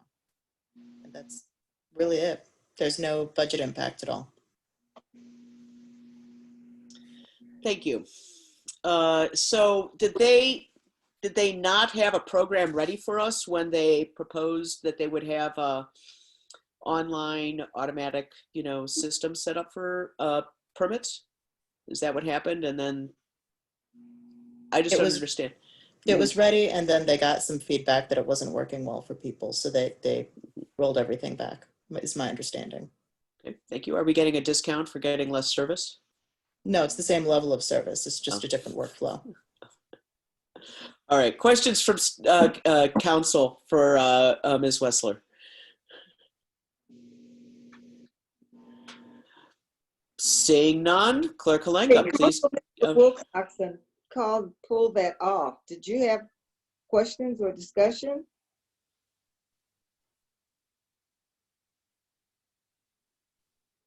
You're muted, Steve. I'm unmuted now. No, I did not. I just thought it was a significant issue that should have been put to a vote outside of the consent decree. Okay, that's fine. I just wondered. Thank you. Clerk Halenga? Councilmember Somerville, Yes. Mayor Pro Tem Richardson, Yes. Councilmember Morgan. Is he off? Yeah, I think his battery died. Councilmember Simmons, Yes. Mayor Shirt, Yes. Councilmember Wilcoxon, Yes. Councilmember Brown. Yes. With 6 yes and 1 absent, the motion carries. Thank you. The next agenda item is coming out of some information that, we're all hearing that there's going to be a lot of changes to our budget following COVID. And based on the information that our treasurer put together, thank you, Reagan, for all that work on showing us just how much money we're going to be losing before we even consider whether or not we're going to lose property tax value should there be another recession. So I appreciate that. What I wanted to do with council was I wanted council to walk through our goals a little bit and see if we wanted to give staff guidance on just exactly what our priorities would be for a spare budget and for what would be the first priorities should we be able to ramp up if things aren't as bad as we think they are. Okay. And so I want to thank Steve for bringing, sending out the goals to everybody again. I had hoped to have high points pulled out of this and separated for council so that we could easily walk through it. But instead, what I think we're going to do, and I'm hoping that this will be helpful to staff as they pull together their plans following the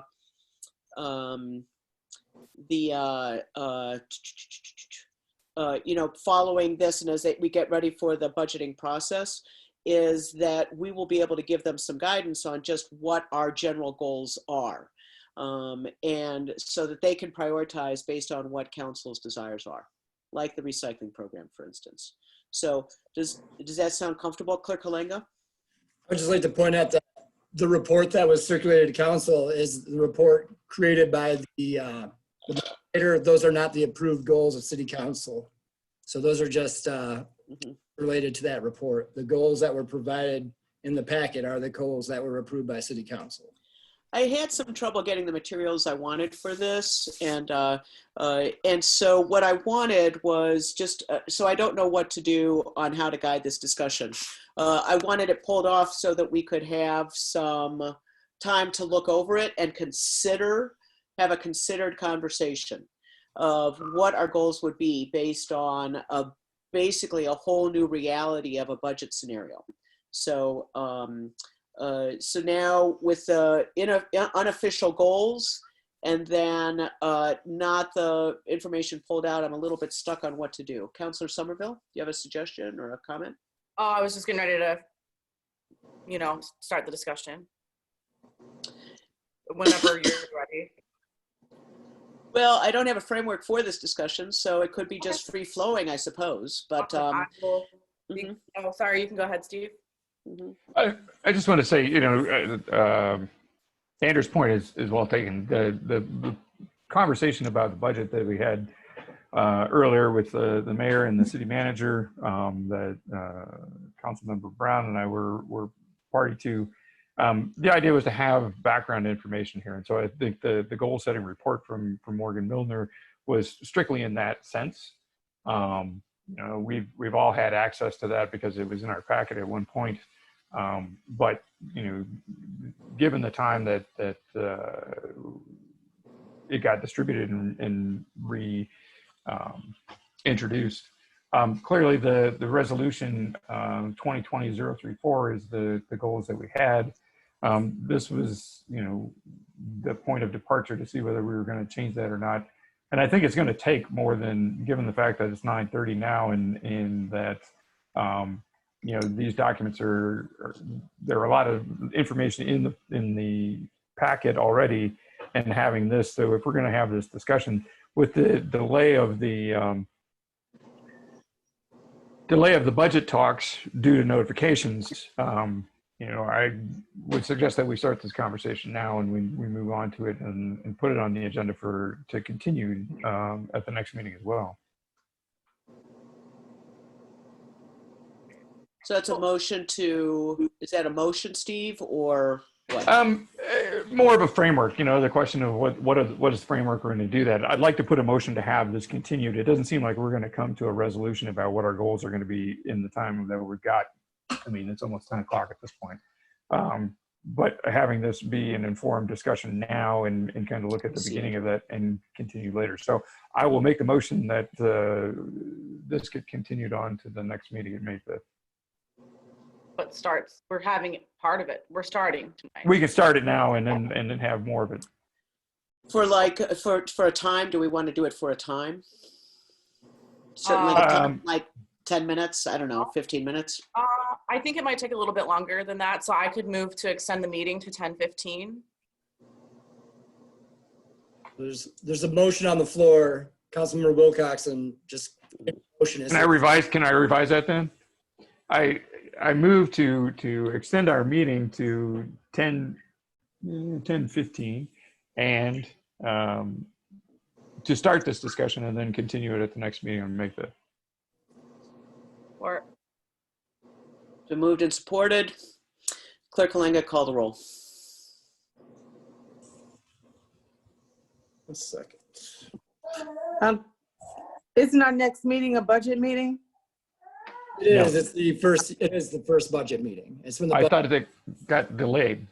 No, only the public hearings were delayed. The public hearings will occur on the departmental submissions of the budget. So the first reading of the budget will be on the May 5th. Just the public hearing will happen on May 15th. So we're already scheduled to start talking next week. I think this was an attempt to give us some guidance for next week. We already started on it, but I think that this was an attempt to help us. Reflect, yeah, I mean, the idea is that, you know, we made our goals during one reality, and now we're in a different reality. And staff has been energetically trying to adapt to what the new reality is, and they haven't had any feedback yet from council about what our revised priorities might be with a slimmer budget, okay? And so I felt like rather than have staff put together a plan that may or may not meet the desires of council, that council should discuss with staff what revised goals might be in a COVID slimmer budget reality, and then they won't go charging off down the wrong path without any feedback from council. So that was the idea for tonight, and I was hoping to, yes, I'm sorry, City Manager. Now, and what you've described is exactly the budget process. The budget process is when the manager presents a budget and then council says, well, yes, no, it's, you know, we want to go down this road or we change to this. So that's the perfect opportunity. That's the meaning of budget session, is to start those discussions. To me, this is just a pre-discussion, sounds like. But that's really how it goes, is that the manager looks at everything, COVID and everything, looks at all the department budgets and presents a budget to council in consideration of all of these things, in consideration of revenue sharing that may be cut. This is the homework that we're doing. And then council tells us, well, you know what? We'd like to see this. We don't want to see that. And then we change those according to what you're saying. I'm looking at this discussion now is that, you know, you want to give us a head start on that because you want to say your goals, you know, have changed or whatever. But it almost seems like we're kind of doubling up on it in a way, where council is trying to present the budget. But the budget comes from the city manager, but the city manager is always open to suggestions, I should say, from council of what they want to see. And if you want to do that in the way of looking at revisiting your goals, and then we can go back and revisit what we have in the budget and what has been requested by departments, then that's what we would do according to this feedback that you would give us tonight. I think the process that you described there is a little bit of staff trying to set policy, and I'm trying to have council here set policy. No, I just through the went by budgeting charter. process, and so I just went by the charter, Mayor. I know. You present the right, but our goal setting that we did earlier was completely. Sorry, Steve made a motion to extend the meeting to 10:15, and I think we should vote on that. Did you call in the question? Steve did, like 10 minutes ago. So, Clerk Kalanga? So this is to extend the meeting until 10:15 and then revisit this on May 5th. Speak about this until 10:15 and then finish it on May 5th, rather. I'm sorry, Mayor Pro Tem Richardson. Yes. Councilmember Morgan. Oh, he's off. Councilmember Simmons. Yes. Mayor Bashir. Yes. Councilmember Wilcoxon. Yes. Councilmember Brown. Yes. Councilmember Somerville. Yes. 6 yes, 1 absent. Motion carries. Thank you.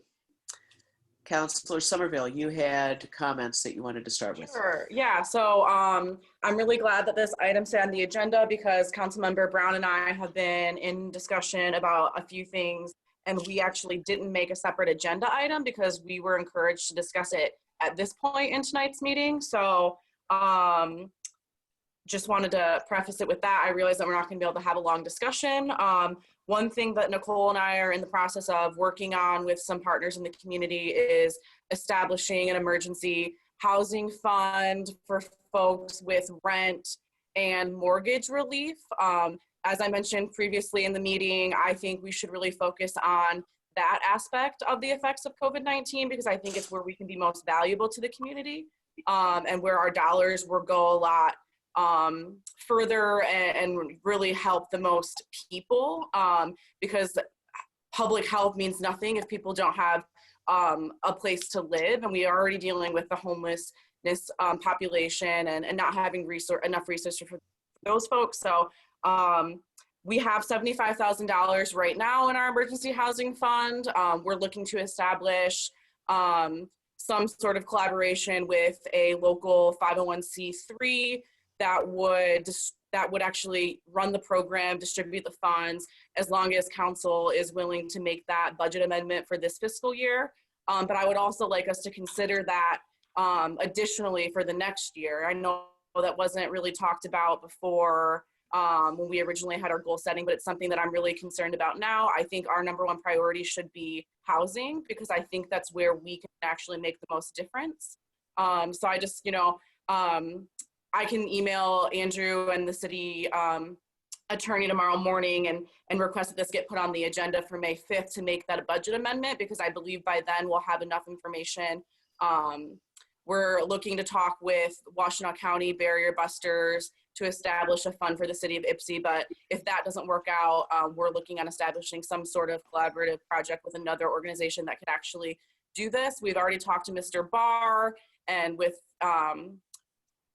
regard to how this could be legally possible. And it appears that we would have to work with another organization, make the budget amendment, and they would actually run the program, distribute the funds, et cetera. The one thing that the main priority and concern that I see is making sure that we can find somebody to work with that can make this program for both renters. We obviously know that we have a high percentage of renters, but I also think that we have lots of folks that are maybe newer homeowners, and we need to also be thinking about protecting those folks, especially people in certain parts of the city who, there are going to be vulnerable people, and there are going to be people with lots of money trying to take advantage of people who might lose their homes due to foreclosure.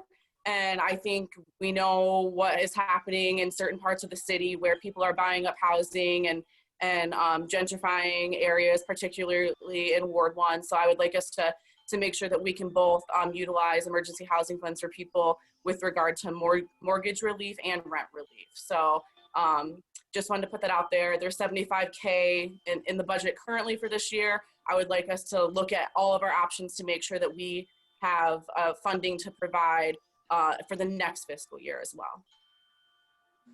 Thank you, Councilor Somerville. Who else would like to speak to the budget at this time? I personally am not prepared to speak to the budget without the materials I requested. So I'm going to hold my comments until I'm able to get that information and discuss it in that format. What else is going on regarding the budget in anybody else's mind?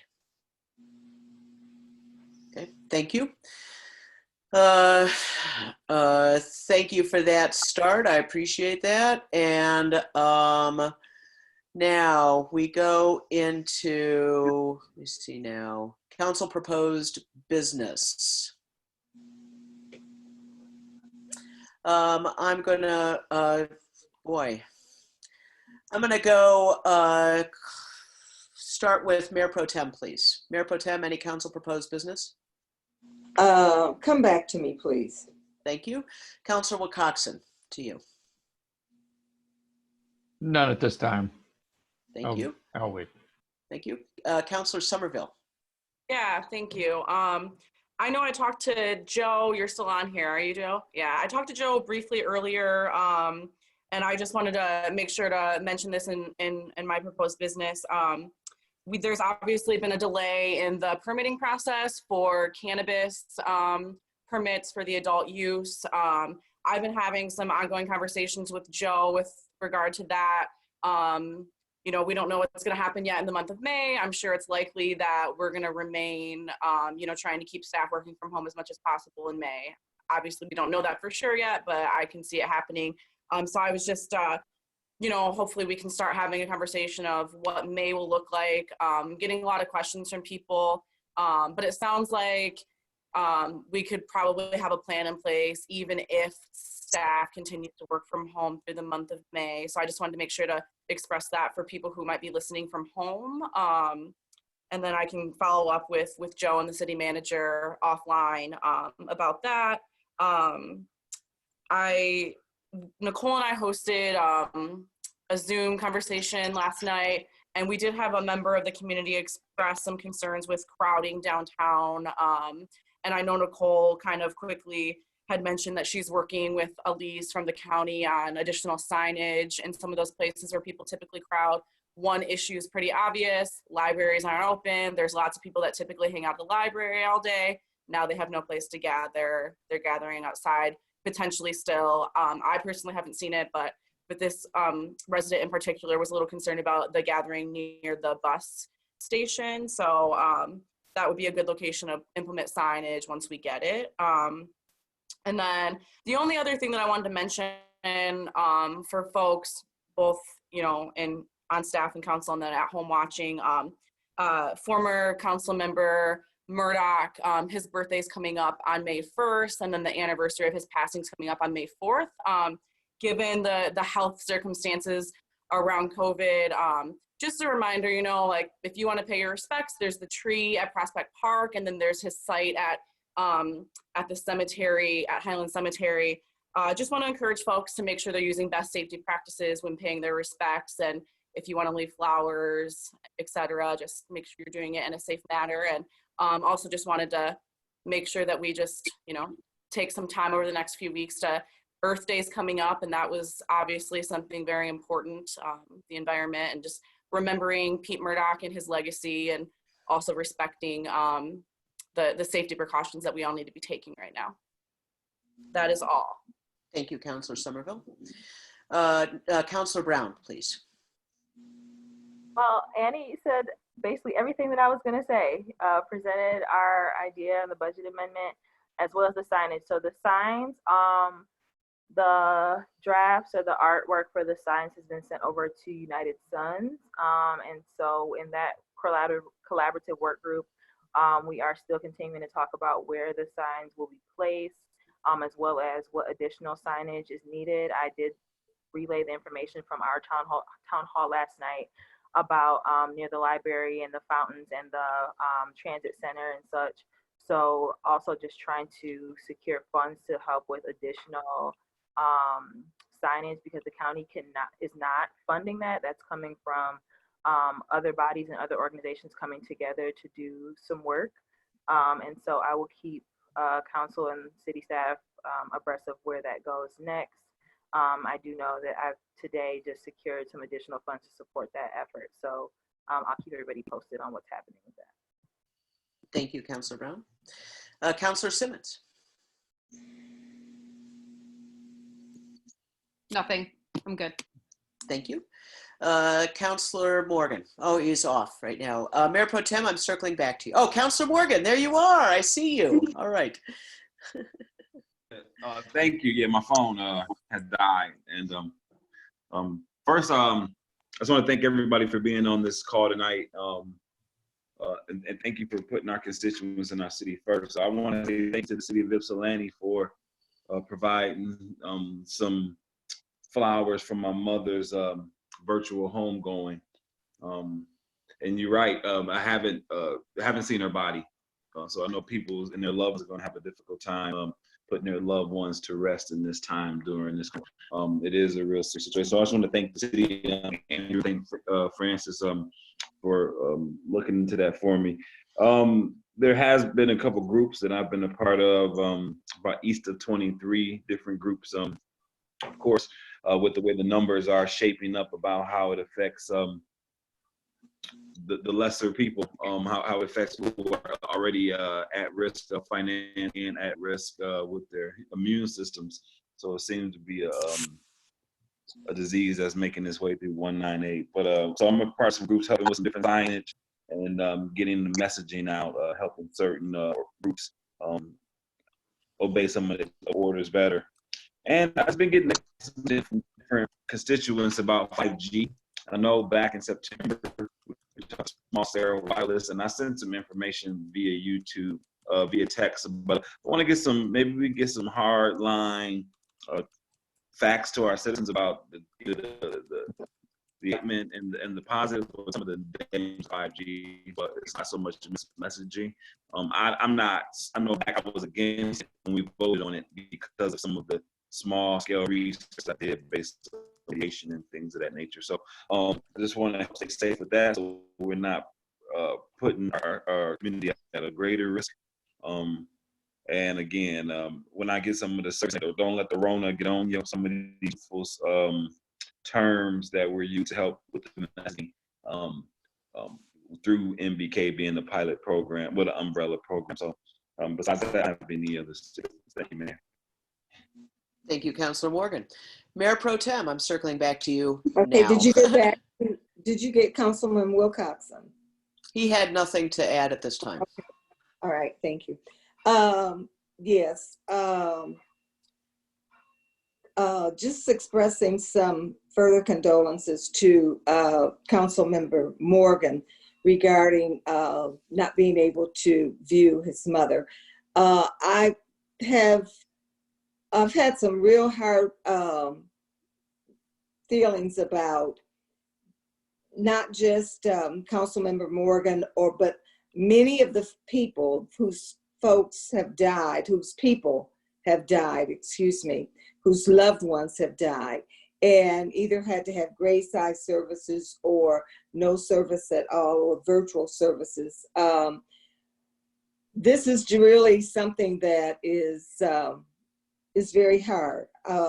Fortunately, we were able to have a funeral service for my sister on Saturday, and wow, with family only, but it really made a difference. It was, I don't know how I would have handled it had we not been able to do that. So Councilmember Morgan, my heart is very much with you. Just want to encourage everyone again to encourage people to tune in to the Zoom meeting on Thursday evening. It's going to be from 7 to 8. I've sent everyone the ID information for that. Dr. Fuller was on a meeting last week with NBC Leo, and it was just to be a Zoom call, and it actually turned into a webinar that was placed on MML's website. So that should tell you something about the quality of the information that she gave us. She is very much concerned. She lives in Dexter, but she's very much in Ypsilanti also, and is concerned here. Just want to encourage everybody. I know this is a hard time for everybody, but and I just want everyone to know that I really believe that God's going to see us through this. We will get to the other side if we do what we need to do, and that is stay home, stay safe, and do what we've been asked to do. I do pray that we do not have an early opening, that we make sure that we can open safely. I really don't want to see us to have to go back through something worse than what we've already been through. But just want to say to everyone, stay safe, stay well, and be encouraged. Thank you. I have no communications at this time. City Manager?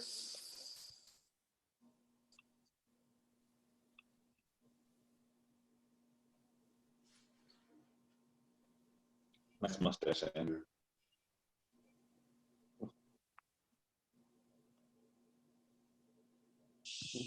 I kept saying just a minute.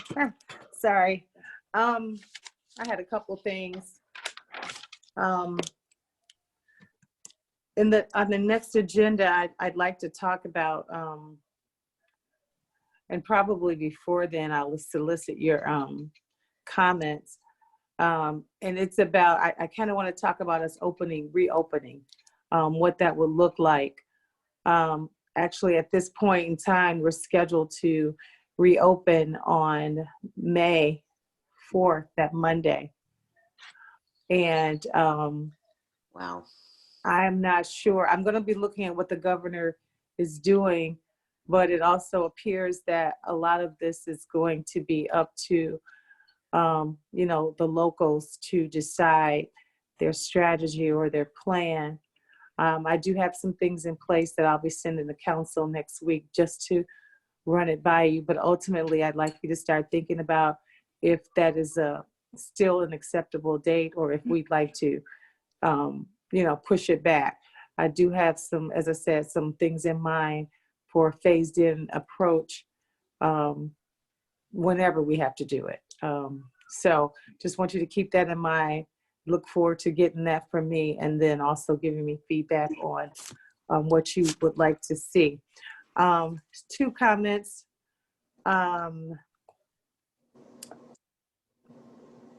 I have received a request to partner with EMU, what is it, the Department of Community Relations and Engagement, on a grant opportunity. And it is basically a grant that's being provided by United Way. And I'm really excited about it because the plan is to provide mobile services, basically mobile services to the areas that have been identified as lacking in healthcare, which is basically our 48197, 48198 zip codes, using the census tracts as well. And some of the services that they're looking at is physical and mental health services, personal hygiene, personal protection, internet, computer, workforce, things of that sort. And I just kind of want to give council just heads up that I plan to partner with them on that. It doesn't, there's no match or anything from us. They would like us to be fiduciaries since we'll be probably concentrating the funds over on the south side where there are disparities, a lot of them, to provide testing and to provide health services and things like that they need. Everyone doesn't have transportation. So this is something that would be in the community and would come to their, come to their neighborhood. And so I think it's a great opportunity. We just found out about it. So I just wanted to make council aware of that opportunity that we have and that I'm going to take them upon. Hopefully we receive it and we can go forward. We can apply a couple of times. The first one is for $20,000. The second thing is that I did receive an email from EMU, and it was good news. They obtained a letter of intent from a private purchaser for the College of Business, and they're going to be considering that. Their Board of Regents will be considering that on Wednesday at 1 o'clock. So I will let you know the outcome of that meeting, but staff has been working with this private party and finds that their plan is viable. And I think that's all I have for tonight. Thank you, City Manager. Yes. Oh, I'm sorry. No, thank you. Yeah. The only communication today is a renomination. I'm sorry? Lois had a comment to make. I apologize. Mayor Pro Tem. I'm sorry, you can come back when you finish. I just have one thing I want to challenge council with. I'm about ready to head towards closing. We just have a renomination in our communications. Did you want to say anything more, Mayor Pro Tem? I can do it after that, but I would just like to challenge council to reach out however they can to their constituents, to urge people to answer the census, to complete the census form. Just got a notice earlier in the week from a group that, oh gosh, I can't even call the name of the city right now, but they had an 82% already completion of their census. And I would just like to urge us, you know, we are a city that really need this. It was Huntington Woods. They had an 82% completion of their census. And Huntington Woods is a fairly well-off municipality. And certainly we have more financial needs in our city and other needs that census money would meet. So I just like to challenge our council members to reach out and let's see who can reach the more, who has more constituents reply, whether in which ward has the most people reply to the census. It's something that we really, really, really need done. So. The gauntlet has been thrown. Councilor Somerville.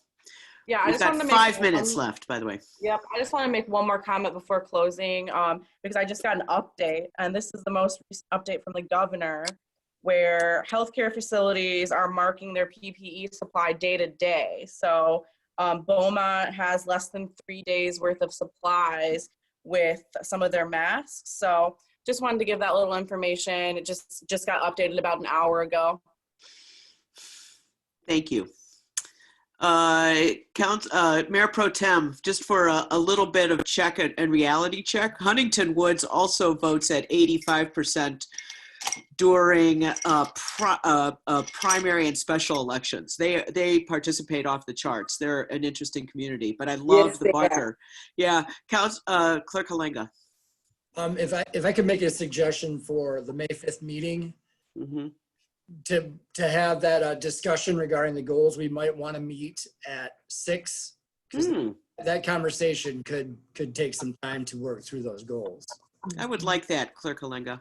Okay. Thank you. Yeah. We don't know if we're going to be meeting live at that time or not, so. We'll be virtual. Still be virtual? The OMA was extended. It was extended till May 12th, I believe. Great. Thank you very much. No problem. So I'll entertain a motion to adjourn on that note. So moved. It's been moved. I'll take yours as a second, Councilor Coxon. All those in favor? Aye. Clerk Halenga, please wait until all attendees have left before you end the meeting. And otherwise, everybody have a good night. You might want to take a look at the questions that were asked during the meeting. That was a fun side note, and I like the new software. Have a good night, everybody. Good night. Thank you. Nice. Night. Good night, Will Coxon. Good night. Good night. I'm Good night, John Boy. Good night. Good night, John Boy. All right. Bye, Nicole. Good night, everyone. Good night. You by that bridge. Watch off that bridge, Mayor Pro Tem behind you. Oh, just reading the questions in the thing. But okay. Uh-oh. Bye. What question? Okay, Q&A. In the Q&A, yeah, I was reading the question. Bye.